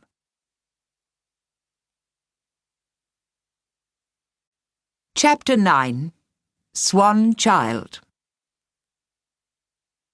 When Ellen let herself back into Midsummer House, the curtains were drawn and there was still no sound or movement from upstairs. "I'm not going to give up," she said fiercely. "I'm never going to give up until we've got Lily back. She's my sister, my human sister. She can't stay out on the marsh for the rest of her life." But she was bitterly hurt.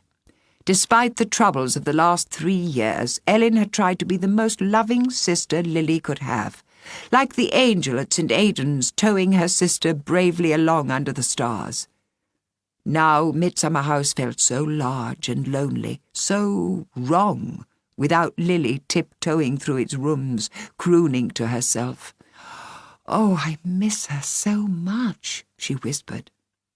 But Lily felt safer among the mud and reeds, beyond the reach of humans, encircled by heavy white wings, fierce hissing necks. Lily was happy now, and Lily hadn't been truly happy since the day of the christening, Ellen thought. Since that day she had been haunted, lost.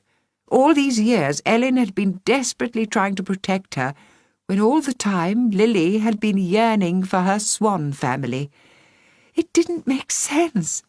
It was as if one of the brothers in the story had torn off his nettle shirt, saying, "Take it back. I'd rather be a swan." It's because the swans enchanted her, she thought angrily. They've made Lily forget us. They're angry with Dad because of what he did.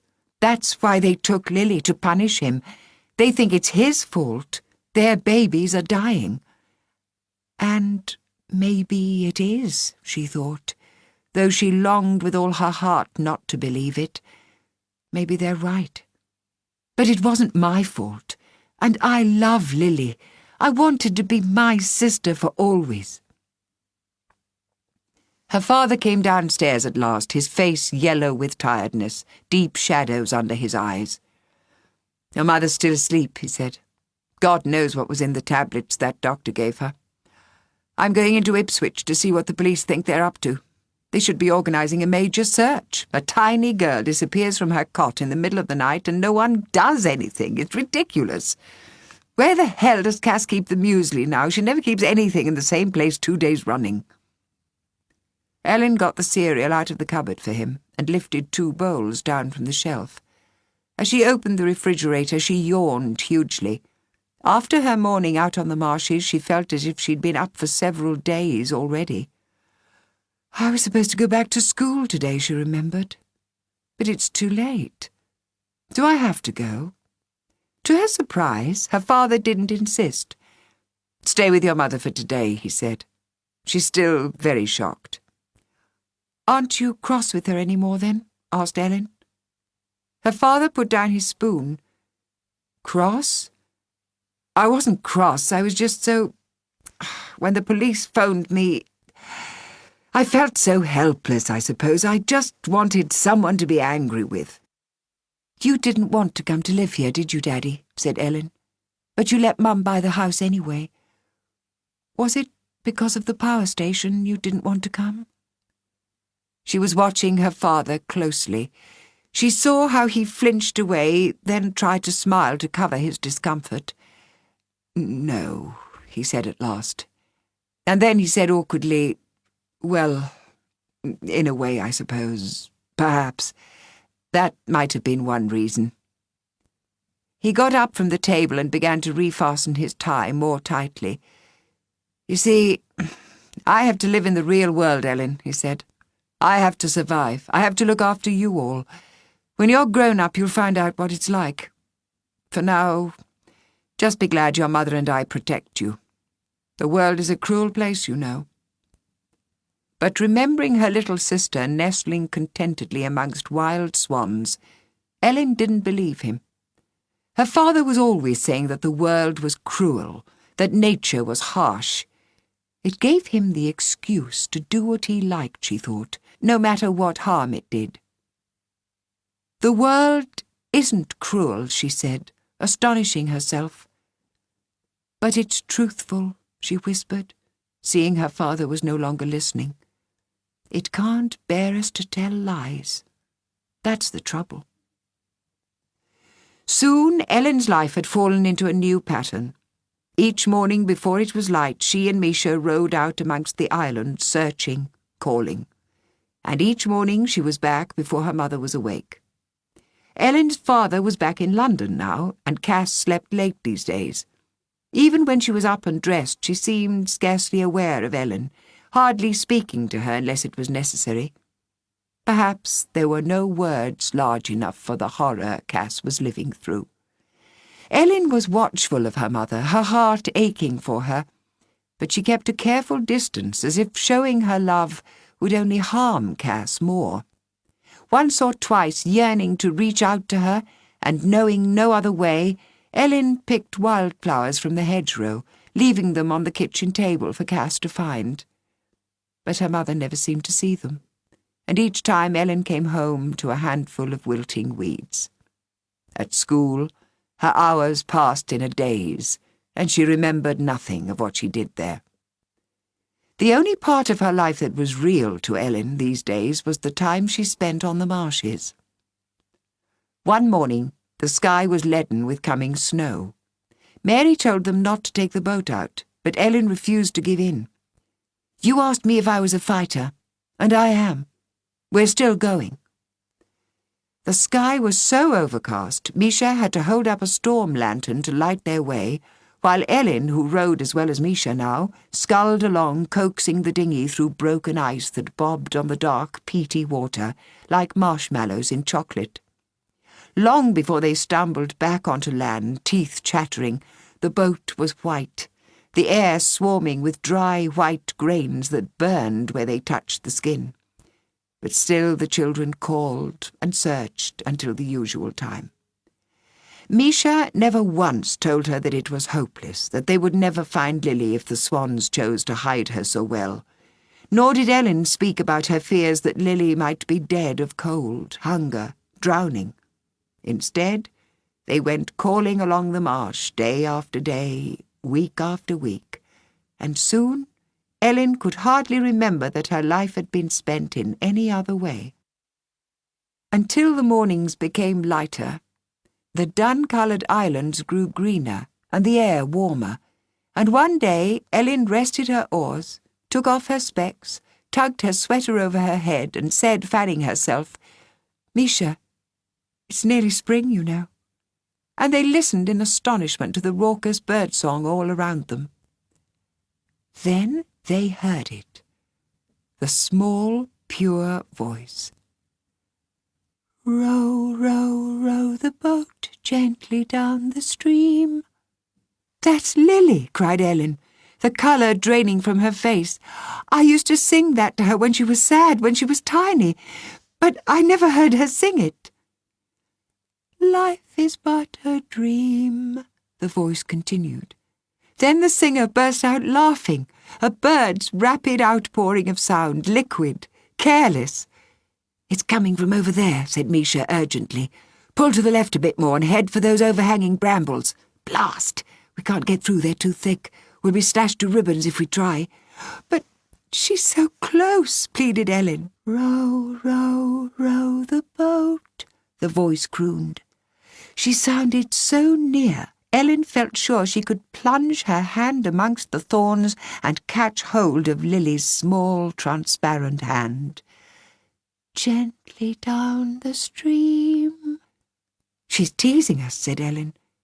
"Misha, she knows we're here." "Lily!" she shouted. "Lily, it's me! Ellen!" The singing stopped abruptly. In the sudden silence, the whole marsh seemed to be listening, every root, leaf, stem, and particle of earth connected, living, aware. "Lily!" called Ellen, standing up in the boat, rocking it dangerously. "Can you hear us? Please come home. We miss you so badly. Mummy's so worried. She's ill. She can't eat or sleep and—" A white shape reared out of the water with a hiss like a cobra, sending Ellen staggering back into her seat. Suddenly the boat was surrounded, the air filled with harsh, protesting voices. And from its thorny hiding place, a small voice cried on one note, already fading like the sorrowful call of a marsh bird, "Not yet. Not yet. Not yet." "The swans told you something," Ellen accused Misha as they tied up Mary's boat and headed for their bikes. "You needn't pretend. You get a funny expression on your face when you're listening like that. You knew Lily was safe, didn't you? You knew she mightn't want to come home with us too. And now you know something else." Misha was fiddling with a valve on his back tire. "The swans think you don't understand why they took Lily," he said hesitantly. "They didn't do it to punish anyone or to replace their lost children. They want Lily because she understands things other people don't." "You mean like you and Marsh Mary? But that's crazy. She's just a little girl." "She's more special than me or Mary. It's not easy to explain, but different children like Lily, are born into the world more often now. They might seem odd to some people, and sometimes they seem to bring a lot of pain and sadness with them at first, but that's because they've come to teach us—" He faltered. "Teach us what?" demanded Ellen. "How to live together, how to look after the earth," he said unhappily. "To put right the harm that's been done. And I hate saying this," Misha burst out. "I know you must feel awful about your dad. And the swans knew all the time that we were going to come to live at Midsummer House, that Lily was going to be born there." Ellen was horrified, yet she also knew it was true. She had known it without properly understanding from her very first day in Suffolk. "Yes," he said, "they wanted to learn their ways, to live among wild things." "But she's a person," said Ellen, shaking her head. "You're wrong about her, Misha. She's just a little girl who... She couldn't even feed herself when she left. Mum always had to feed her." Without Ellen noticing, Marsh Mary had come up behind them. "Go home, Ellen," she said calmly.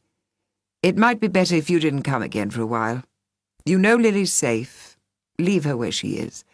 She has her own reasons for being there. She's happy, you heard for yourself. She was a freak, an oddity in your world. She was lost and heartbroken. The marsh is her proper home now." "No, it isn't," shouted Ellen. "Her home is with us, my mum and dad and me. We might not be the most perfect family in the world, but we're her own human family, and we love her. I know you can't understand," she blazed at Mary. "You love animals so much you don't think humans count at all. You think all humans do is ruin everything. That's why you stopped writing books. I'm going back home to tell my mother, and I'm going to bring her down here to find my sister, and you can't stop me." Mary looked sad. "Of course," she said quietly. "You must tell her, Ellen. You can even borrow my dinghy if you need it. But I'm afraid it won't do either of you any good." In the end, Ellen had no choice about telling Cass. When she got back home, her mother was already up, pacing the kitchen in her dressing gown. "Perhaps you'd like to tell me where you've been," she said, swallowing tiny tablets with the help of a glass of water. "Have you any idea how I felt when I found you'd gone? Have you any idea?" "I'm sorry," said Ellen. "I didn't mean to worry you, but if you'd only let me tell you—" "Go on, then," said Cass tiredly, sitting down abruptly as if her legs had suddenly given way. and this had better be extremely good. These last months Cass had lost weight. Her toweling robe almost drowned her now, and her wrists and ankles had become so thin Ellen found it hard to look at them. Cass looked too much like Lily. Even the blurred pain in her eyes, the bewildered, questioning expression, was Lily's. "I've been looking for Lily," explained Ellen. "Every morning I've been out on the marsh in a dinghy with Misha. I can row now, Misha showed me how, and I've been calling and looking, and today—" She swallowed. "Go on." Cass's expression wasn't encouraging. "We heard her. Singing," Ellen added, "on a little island. But we couldn't see her because it was too thorny to get close and we didn't have anything to cut the brambles with. She's with the swans," Ellen repeated, feeling increasingly uncertain as Cass went on staring at her. "And I can take you if you like. Marsh Mary says we can borrow her boat." "Are you telling me you've been wandering around the countryside for months, risking your life in that crazy old tramp's leaky boat?" Cass was breathing quickly now, her knuckles whitening. "She's not a tramp," said Ellen bravely.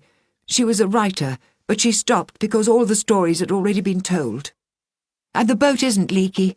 Oh, Mum, please come. Let me take you. I know where Lily is, honestly. Believe me.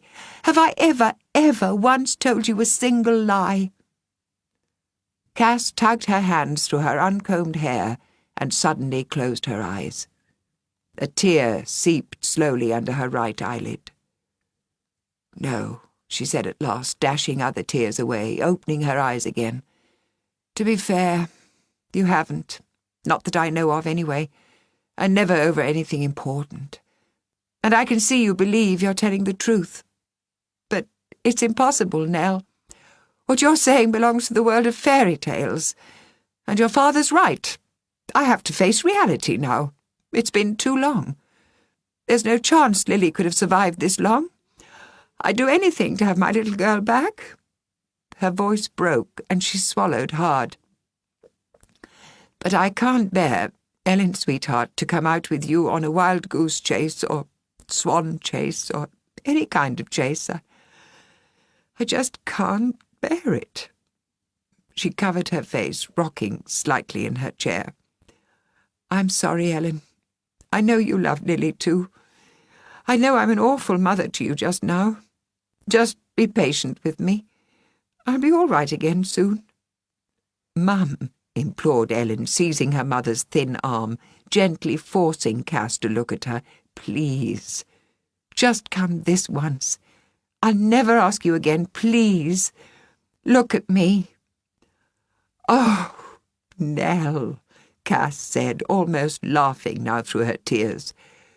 "Those eyes of yours. When you turn them on me like that, what chance do I have? I must be mad even to think of it. But I'll come." Cass knew how to row too, Ellen discovered to her surprise. They took an oar each, and the boat sped rapidly forward with each strong pull.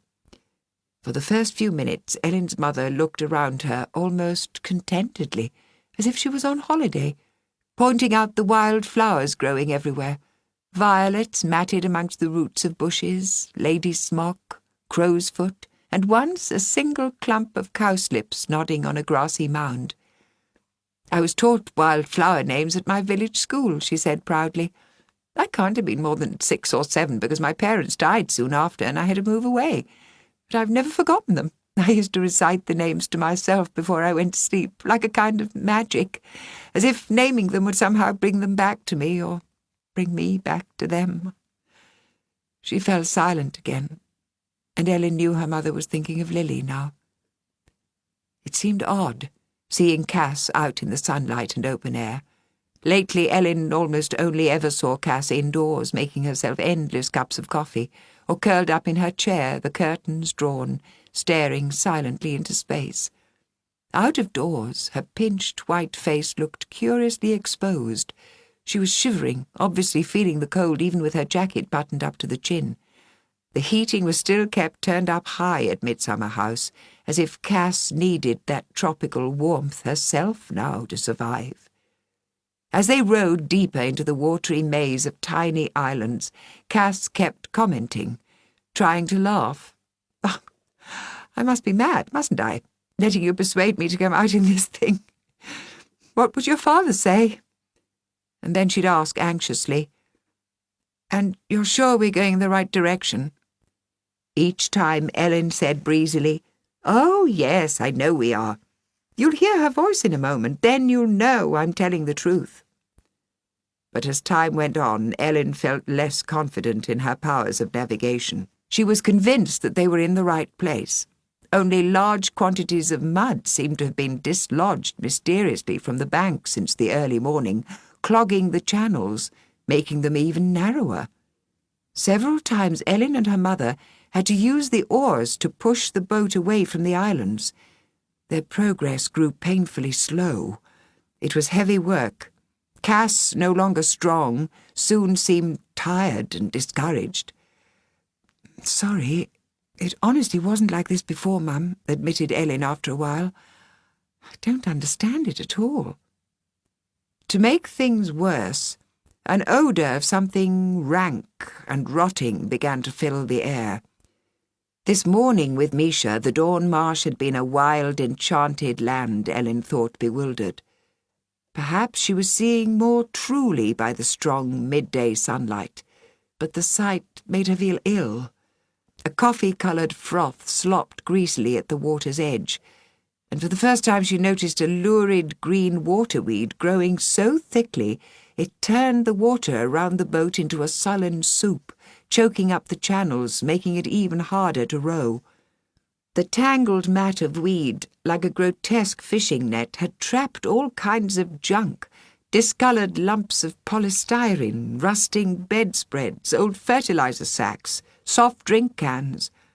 Why had she never noticed that human beings were steadily turning the marshes into a watery rubbish dump? "What have we done?" she thought. "What have we done?" And she remembered Misha telling her about the dolphins and the silent scream that had filled his head. Cass was plainly exhausted now, so Ellen took over both oars. It took every scrap of courage and willpower she possessed to keep battling through the evil-smelling water, as if the stink was not just a stink, but a deadly despair breathing up out of the marsh like a poisonous gas. "I think that's the island," she said doubtfully. The smell made it almost impossible to think. "It's brambly like the Swan Island was. But don't worry, I brought some cutters this time." She reached out of the boat, trying to hack at the overhanging brambles. But either they were a species of super bramble, or the cutters were blunt, because she couldn't make any impression on the fleshy stems. Instead, the cutters skidded off, sinking their sappy blades into her fingers. "Ow," she said, dropping them back into the boat, sucking her hand in dismay. Cass, looking queasy, was shivering in the midday heat. "This is a mistake, Nell," she said. "You've tried your best. Now, let's go back home. I've got an awful headache. I really don't feel well at all." "No," said Ellen stubbornly. "Lily was here. She was singing 'Row the Boat.' If we sing back to her, she'll answer us. I know she will." "No, Nell, I really don't want—" "Come on," insisted Ellen. "We can't give up now." Fiercely, she began to sing. After a while, at a distance, a small voice, very lightly, dreamily joined with hers. Ellen's heart leapt. Now Cass would have to see. Now everything would come right. So why was Cass pulling her jacket more closely around her, her hand to her nose trying to block out the stench of the polluted water? Why were her eyes blankly staring into nothing? Ellen stopped singing, faltering, bewildered. The small voice carried on alone. "Life is but a dream." "You see?" cried Ellen triumphantly. "Lily is here. We've just got to cut through these brambles." With new energy, she began to saw at the massive stems, heedless of thorns. Cass shook her head exhaustedly.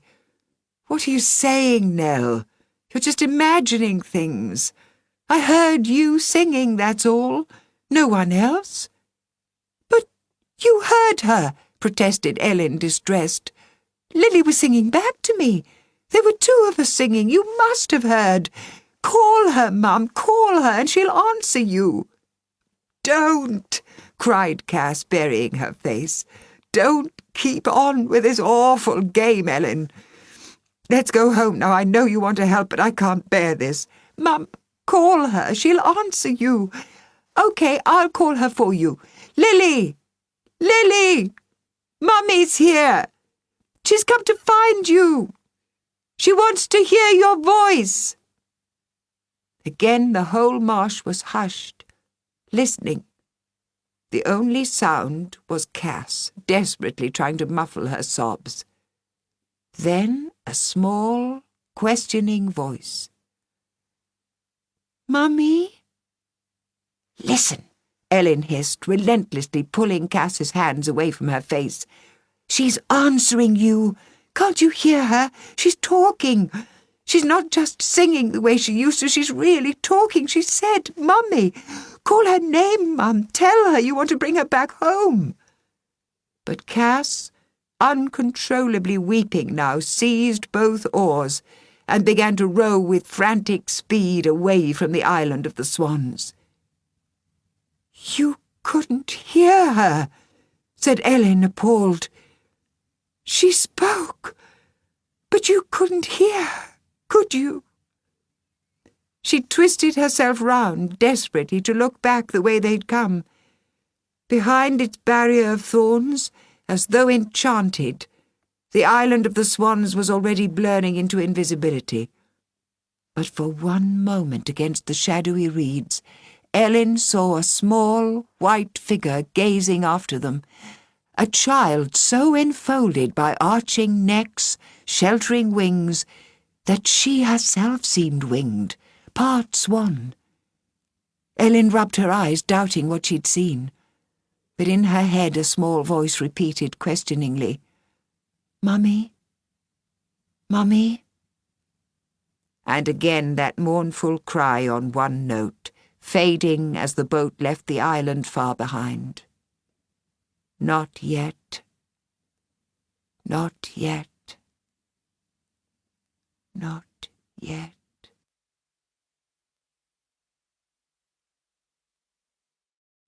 Chapter 10.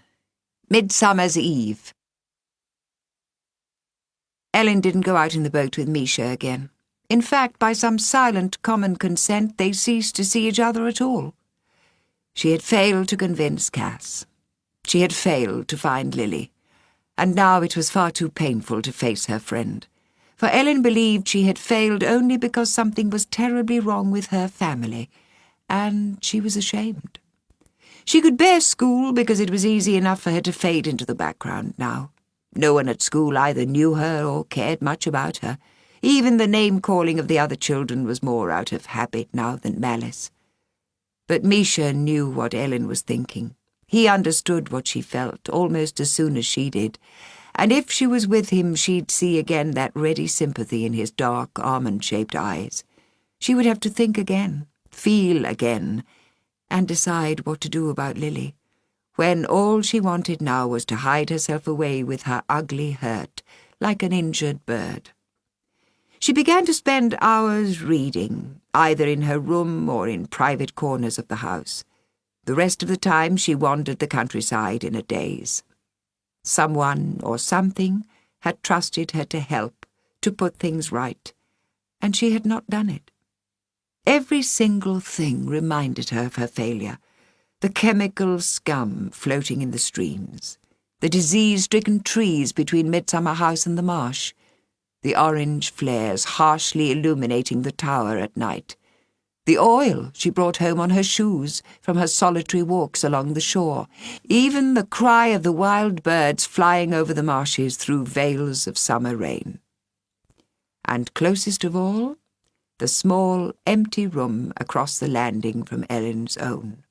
Sometimes Ellen would discover herself daydreaming in Lily's room without remembering how she had got there, or even why she had come. She would just find herself sitting on the floor, fingering one of those tiny, flowery dresses, or staring out of the window, lost in memories of a baby girl who had once laughed and cried like other baby sisters. And it felt then as if part of Ellen, too, was lost forever, as if her life would never again have its old bright colours and scents, as if all the magic had fled from it, leaving behind only the grey husks of habit. The last time she tried to telephone her father, she'd got the answer phone, his voice tired, fading in and out as though he was talking across oceans. Remembering Misha joking sadly about underwater conversations, she softly replaced the receiver and didn't ring again. The truth was that they were not a proper family anymore. Only Ellen and Cass living quietly in the same house, meeting over their silent meals of tinned ravioli or frozen chicken pie, always kind to each other, rarely meeting each other's eyes. Separate, solitary, too numb to be sad. Then one afternoon in early summer, Ellen came home to find the kitchen door standing wide open and muddy boot prints tracking across the kitchen floor. Cass wasn't in her usual chair, curled up, staring into space. In fact, she was nowhere to be seen. In a panic, Ellen rushed out to the garden where, to her astonishment, she found her mother in a filthy T-shirt and an ancient pair of jeans, fiercely rooting up weeds, mud streaking her thin white arms and forehead. "This garden," said Cass breathlessly, without slackening her grip on the bleached tubers of a gigantic dandelion, "is completely out of control. It practically shrieked at me to come out here and restore order. If you want any tea, Nell, there's a couple of egg sandwiches under the stripy cloth." The root came out with a rush. With an expression of satisfaction, Cass slung it into the wheelbarrow with the rest of the mounting pile. "I'm not hungry," said Ellen. "I'll help you do that if you like." It was a shock to see Cass so energetic after all these months. Ellen wasn't sure whether to be pleased or alarmed. "No thanks," said Cass to Ellen's surprise. "I think I need to do it by myself. It seems to be clearing my head." So for the next few days, Ellen watched through windows, doorways, or from the fields beyond, looking back at the house from a safe distance as her mother stubbornly mowed, clipped, dug and raked, hauled out thistly armfuls of weeds, and burned smoky, evil-smelling pyres of green stuff. Until, gradually, the shape of the garden re-emerged from the dishevelled meadow it had become, and with the reappearance of the garden came something else, something less visible, but every bit as real. Slowly, Cass herself began to come back to life. "It's so beautiful out here, Nell," Cass called to her one afternoon, tying up toppling spires of rosy mallow with garden twine. "I can't think why I haven't spent more time in it. I keep uncovering fruit bushes. There's practically an entire orchard under all this outrageous honeysuckle. There's an old strawberry bed by the wall if we can manage to keep the slugs off it. And I found some raspberry canes. Look! If I stake them, we'll have loads of berries in a month or two." That evening, Cass made soup for supper, and Ellen companionably helped to scrub and slice the vegetables. It was a simple enough meal, and the first real cooking Cass had done since Lily vanished. While the pot simmered, Cass had a hot bath to sluice off the mud, and Ellen grated lemon, then chopped the chives and parsley Cass had discovered under the weeds. As she chopped, she heard Cass humming along to the radio upstairs. Nowadays, the two of them usually ate their meals scrunched up one end of the giant dining table, like guilty refugees who had no right to be there.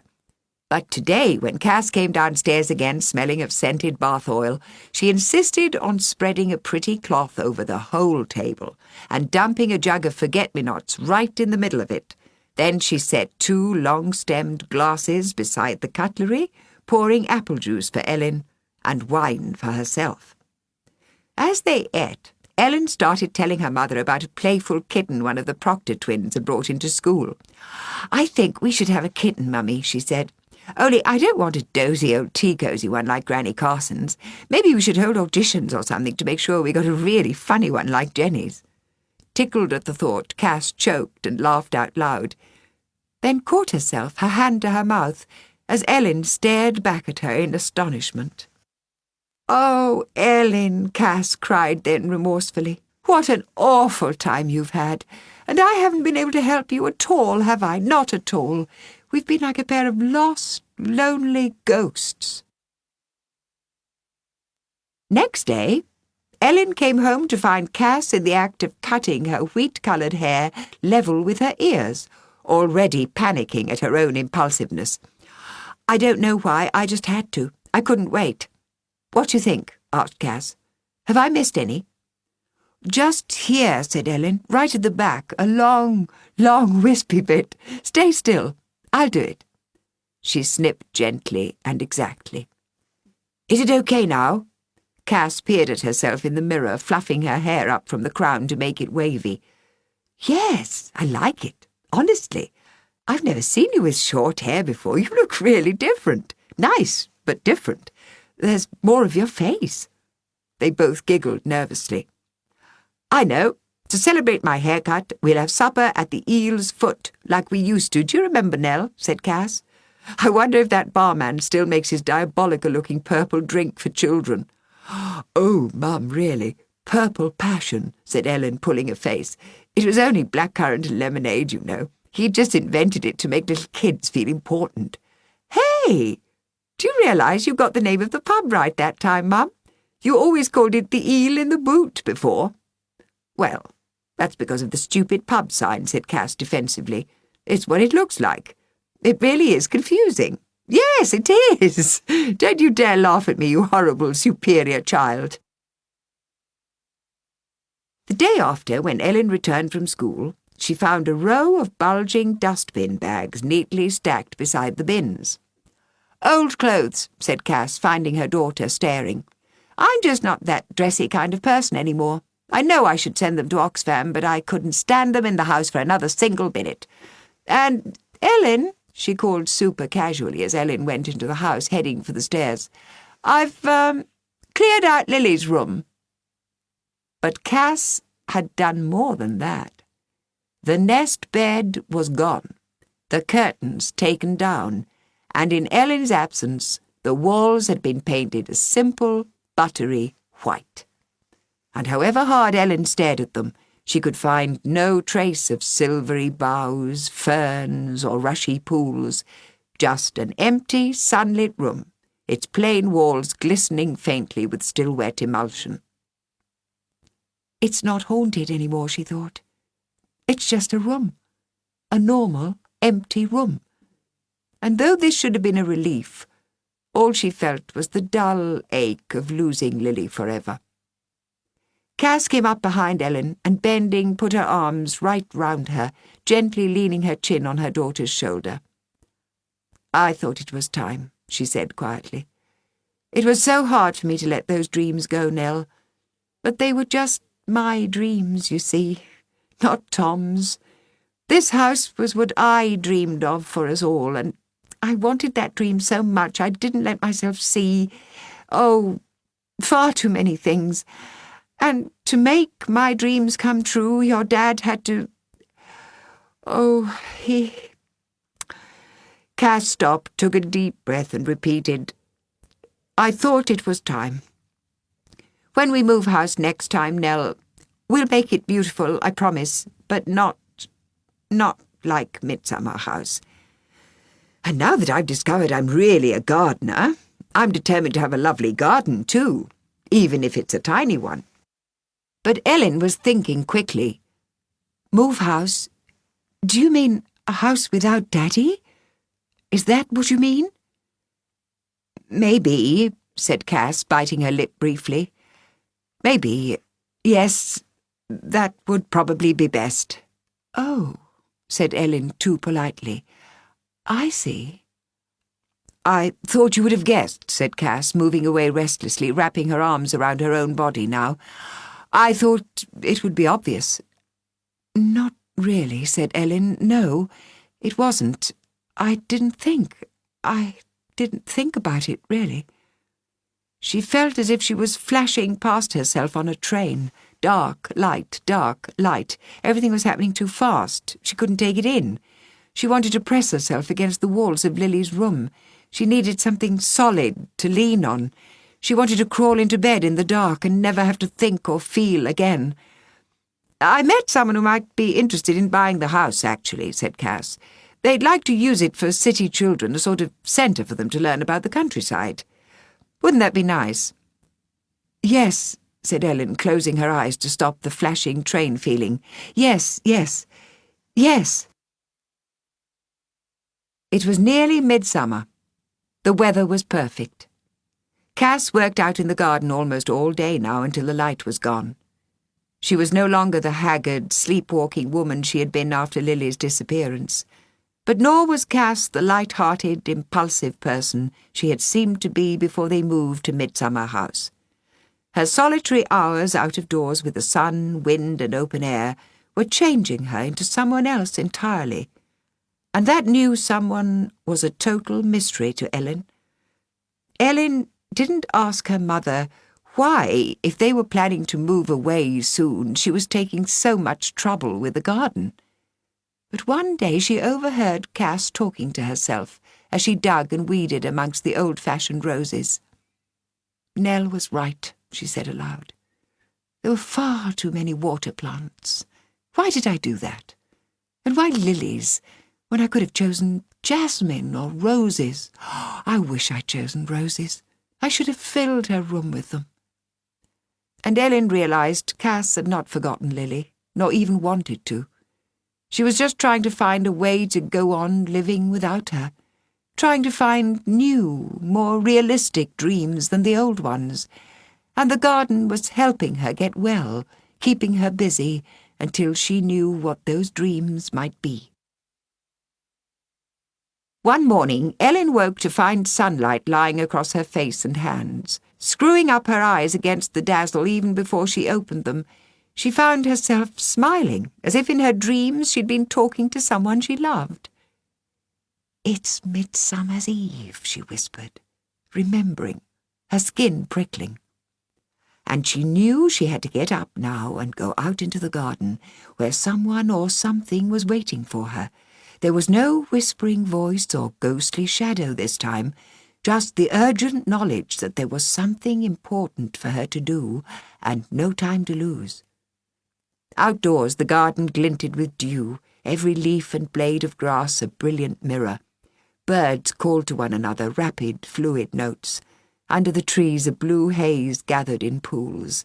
As always, she felt the bluebells before she saw them, their colour streaming into her like a cool scent, their fragrance, even as they faded in the dry midsummer weather, a sweet, wordless language. Everything in the garden was calling out to her, she thought, in its own way.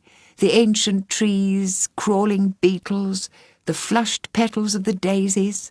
Under her feet the grass felt springy, cushioned. For just a moment, alone in the early morning garden, Ellen caught a glimpse of how Lily might feel, safely dwelling among swans. For this one moment, Ellen too could believe not just that the earth was alive in every blade of grass, but that it was holding her up, supporting her, even caring for her. She realized then that she had never really known her little sister, as she had also never truly known Cass. But she loved them both, as she still loved her troubled, far-away father. They were her family, all the family she would ever have. Follow the signs. Follow the signs. Across the sparkling garden, something caught the corner of her eye.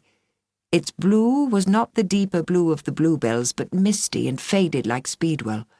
It fluttered out of the apple trees, alighting on a William Lobb moss rose Cass had been weeding round the evening before, where it seemed to wait to be noticed.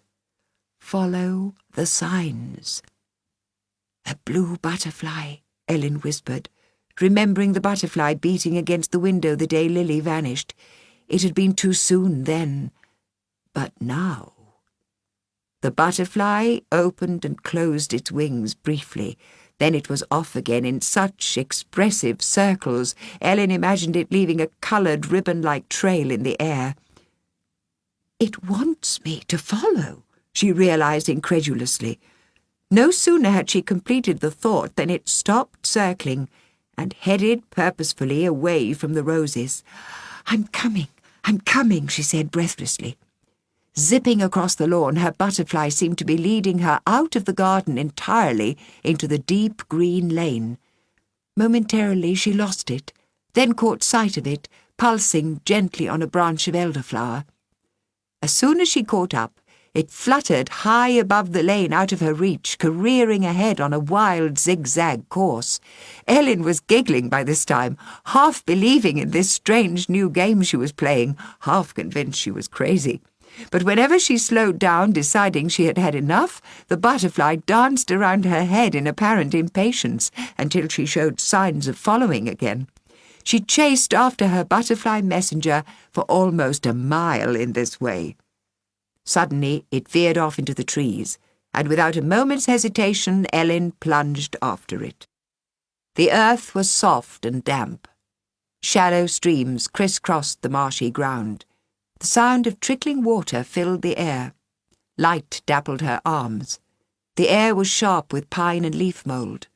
In the dim light under thickly growing oaks and larches, the butterfly flickered in and out of sight ahead of her, scarcely more visible than a moth. In places the little wood was so dark, wild roses shone like stars against their unkempt bushes. A towering pillar of a holly tree had been transformed into a ghostly waterfall by honeysuckle twining down through its branches. Once she saw fox cubs in a clearing, their fur bracken-coloured in the filtered sunlight. As Ellen passed in pursuit of her butterfly, they gazed after her with golden eyes, one cub still thoughtfully chewing on its brother's tail. Once she drew in her breath sharply as an adder glided in front of her feet. Later still, a heron slowly flapped along at her side until it found some business of its own in a dank-looking pool. "They're not afraid of me," she thought, amazed. "Nothing in this wood is even a little bit afraid of me." It was like being allowed to glimpse the garden of the world before human history began. If a bird or hare spoke to her now, Ellen was sure that she, like Misha, would understand its speech. "We're going to Marsh Mary's," she thought suddenly, but by a back way, a secret way. Then, as the trees thinned and the salt tang reached her on the quickening wind, her butterfly took off erratically, joyously over her head, skimmed a clump of foxgloves, and vanished into the trees. And Ellen was on her own again. "Is it some kind of illness I've got?" Ellen wondered drearily, as she picked her way through drifts of stitchwort and clambered over a fallen tree to where the gorse bushes began. "Is it an illness that makes me keep on hoping, even when there's nothing to hope for?" Head down in her despair, slithering down the sandy, heathery slope increasingly out of control, Ellen failed to see the person standing beside the upturned boats at the back of Marsh Mary's shack until he put out his hand to steady her. "Well, you look just like Ellen," he said. "And you are one of the 3 people in the world I most wanted to see. But it can't really be you, can it? So I'm probably dreaming that I'm here in Suffolk after all." But Ellen had to stare for some moments before she could speak. And even then, there were no words to say what was in her heart. So she simply threw her arms around her father's neck and hugged him until she could be absolutely sure that he was real.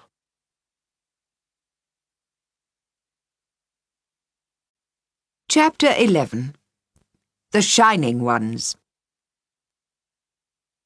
I couldn't sleep, he said. I suddenly had this strong feeling I had to be here with you and Cass, and all the sensible reasons I've been giving myself for staying in London these last months didn't seem nearly so sensible anymore, so I just got in the car and came right down here to the shore. I've been here quite a while. I watched the sun come up. "Why didn't you come home?" said Ellen, "if you wanted to be with us?" He shook his head. "I couldn't, when it came to it.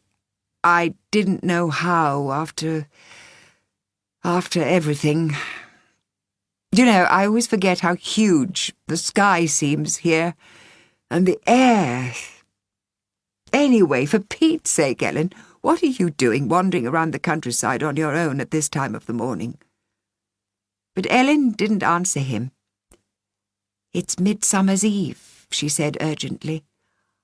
"I've got the feeling Marsh Mary's expecting us. She's got a boat, you see. I think she'll let us use it. It's all right, Daddy, I can row if you don't know how." And without any further explanation, she led her bemused father to the shabby upside-down ark of a house where Marsh Mary was waiting, her face expressionless, her arms folded across her chest.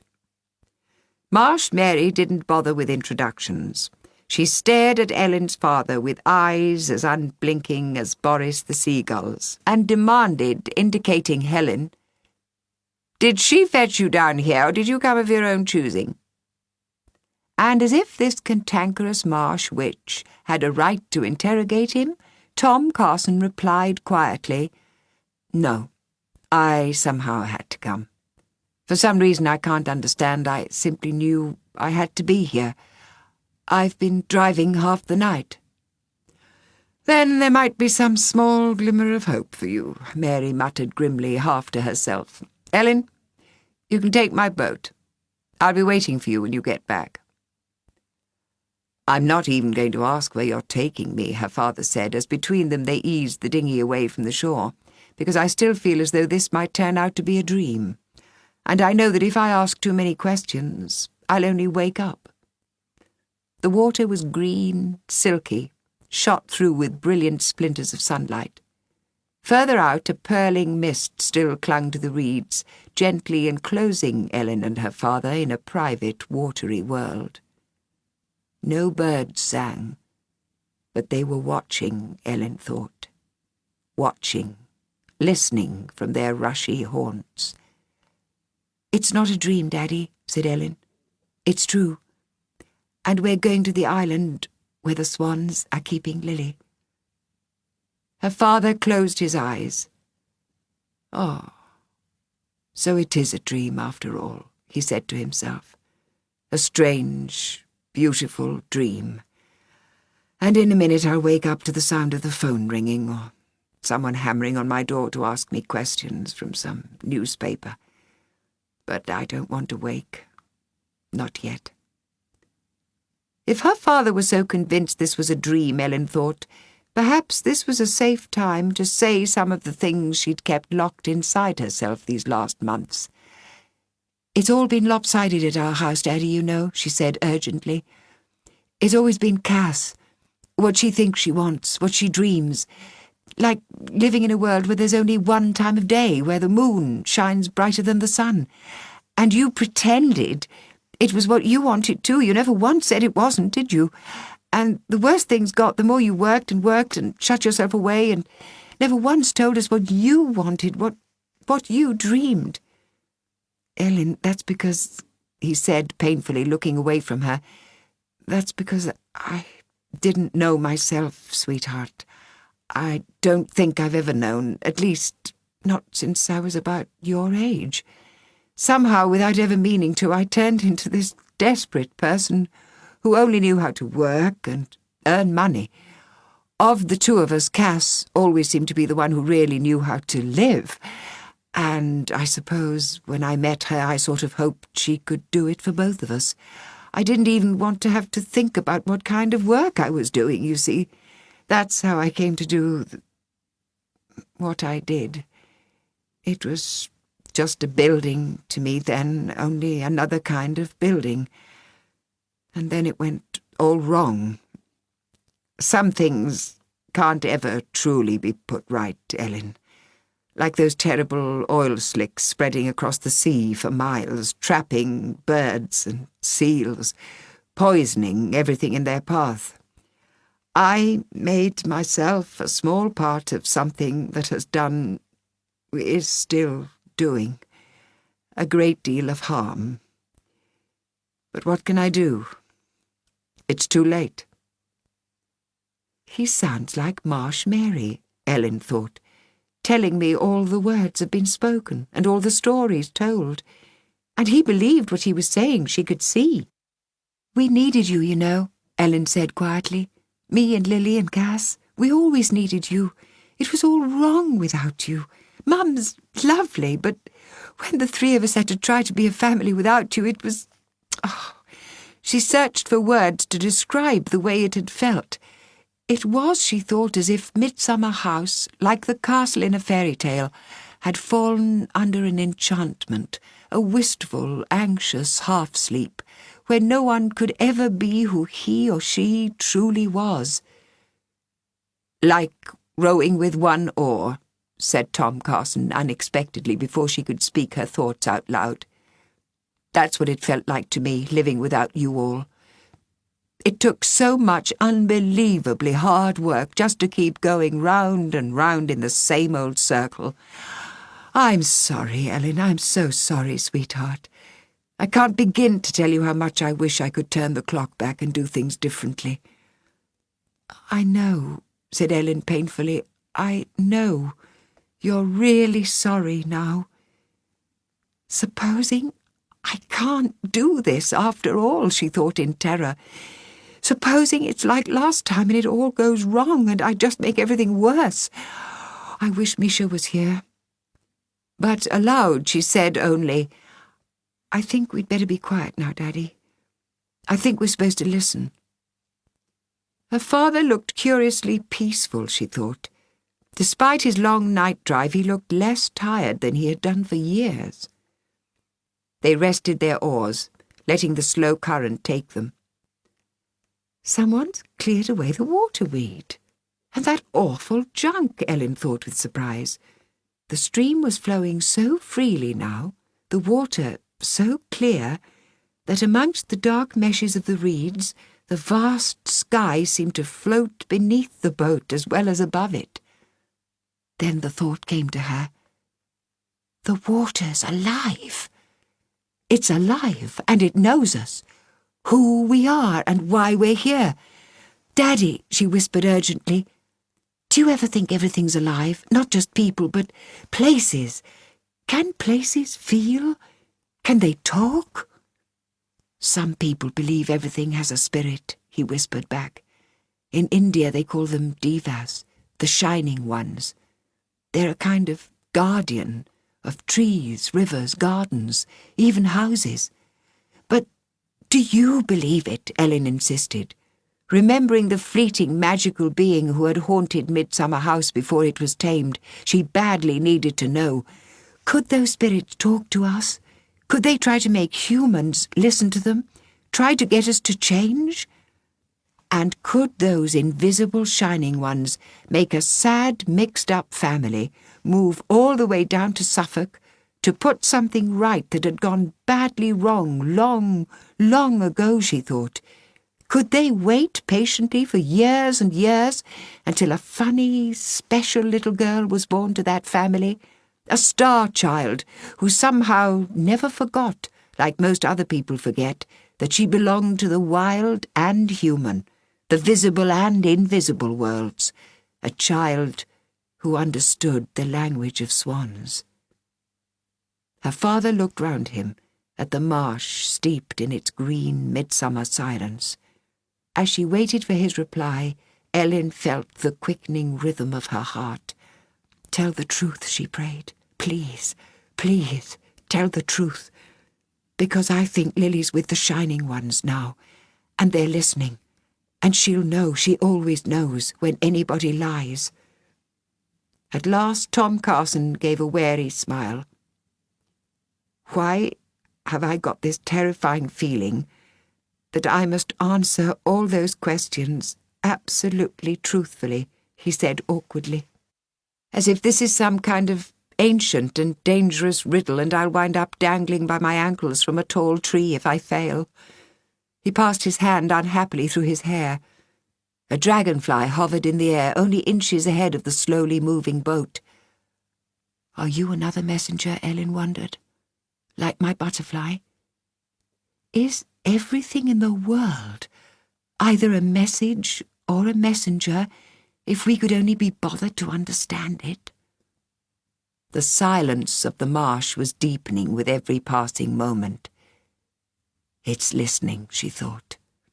They are listening, the shining ones, listening to our thoughts. We don't have to speak even a single word. They know us so well. She recognized where they were now, but still allowed the water to take them where it would, waiting dry-mouthed for her father's answer. Do you mean, do I believe it when I'm here? He said finally. Here now, with you? Or do you mean back in London with the phone ringing and all the gutter press after my blood? Ellen looked away to hide her grin. That was her dad all over, always insisting on precise information. Both, she said at once, mercilessly. Here and there. The boat was moving surprisingly swiftly now. The current must be stronger than she thought. It was strange she had never noticed it before. There seemed no need to touch the oars at all. Here at this moment with you, Tom Carson said finally, in this green, magical place, I believe absolutely that everything is living, and that every living thing has a spirit. It's so simple and right, like coming home, like the dreams I had as a child where I could fly or understand the speech of animals. But when I go back to London, he shook his head. Honestly, Ellen, if I believed it there, how could I possibly go on living the way I do? I'd either go mad or I'd have to change completely. His voice faded away, puzzled, as if he was listening to the words he had just released into the air, finding something in them he had not expected. The boat went on floating freely downstream, travelling faster still, and with renewed determination Ellen thought as if magically guided by those invisible spirits of wind and water. He told the truth after all. And now they're taking us, she told herself dreamily. The shining ones are taking us to the island of the wild swans. But I didn't bring anything to get through the brambles, Ellen realized with a guilty jolt. I didn't know I was going to need it. And she was going to ask her father, without any real hope now, if he had a pocket-knife with him, anything at all that might help them hack their way through the impenetrable briars, only somehow she had left it too late. With the inevitability that so often comes in bad dreams, and with the same nightmare speed, the boat was already rushing headlong into the impossibly narrow channel between the Swan Island and its neighbour. We've got to stop, thought Ellen. We're going to be cut to pieces. But the cruel barrier was already looming over them, the hooked thorns like claws that would wound and tear. With a small scream, Ellen ducked down, pulling her father with her, covering her head with her arms in a vain effort to protect herself. The agonizing collision never came. Instead, the boat travelled smoothly on, through briars that parted gently like a secret gateway, on and on, towards the hidden inlet of the Swans' Island, where it came to rest. And there, making her way gravely towards them, amongst wings that lifted like waves to let her pass, and long necks that arched gracefully to allow her safely through, was Lily. She was taller now, her hair slightly darker, her skin lightly golden from the sun, and whether or not it was true, Afterwards, whenever Ellen pictured that reunion, she always mysteriously saw her little sister with wild flowers and leaves fastened into her uncombed hair. But there were no feathers, no pinions. Lily had not, after all, as Ellen had secretly feared, grown wings to keep her in the Swan's wild world forever. Her small sister was simply and completely human, both her dirty, narrow feet planted firmly on the ground, and her eyes shone with humour and determination as she said very clearly, "Daddy, Ellen, home." Waiting on Mary's front step, tousling the ears of her latest pup, Misha saw them climbing the steep, sandy path between the gorse bushes. "They're coming! She's with them!" he called excitedly into the house. "He's carrying her on his shoulders. She's sticking her hands right over his eyes and he's laughing his head off. Ellen's doing a crazy dance all round them. Her face looks quite different when she laughs, like another person.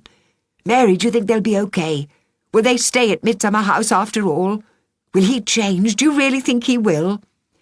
Catching his mood, the puppy began jumping up at him, trying to lick his face, barking comically in its tiny, yipping voice. "For heaven's sake, how can a person write even a single intelligent sentence with this racket going on?" said Mary, emerging querulously. But she, too, gazed thoughtfully after Ellen, Lily, and Tom Carson as they carried on past her house at a little distance without stopping. And after a moment she said matter-of-factly, "Maybe. Who knows? Anything's possible. If I've learned anything at all, Misha, it's that we are always part of a far bigger story than we know." Watching his friend dance out of sight, wondering a little sadly if she'd even noticed him waiting for her, Misha suddenly heard what Mary had said. "Writing?" he said, grinning all over his face. "Mary? Did I hear you say writing?" "Daddy," said Ellen urgently as they reached the path that led back to where her father had parked the car, "would you mind very much if I went back to Mary's house for a little while? I need to talk to a friend. Would that be okay?" Her father shook his head. "I'm going to leave the car where it is for now," he said. "I'm not ready to put this precious small person down just yet. What I'm going to do is amble slowly along the lanes with my younger daughter here, and we're going to pick your mother a great big bunch of every kind of wildflower we can find. And I'm going to see if I can just keep on dreaming this amazing, beautiful dream for as long as I possibly can. So don't worry about us. You just come along whenever you're ready." "I keep telling you, Tom Carson," said Ellen, laughing, "but you won't listen. You aren't dreaming." Just before she was out of earshot, she remembered something else and yelled at the top of her voice, dancing backwards down the slope. "Daddy! You'd better go round the back when you get there. Mum's out in the garden most days. And I'm warning you, she'll be wearing the most disgusting, shabbiest old jeans you ever saw in your life." Then she started running towards the sandy margin between the marshes and the sea, where smoke rose from a corrugated tin roof, and both her friends were waiting.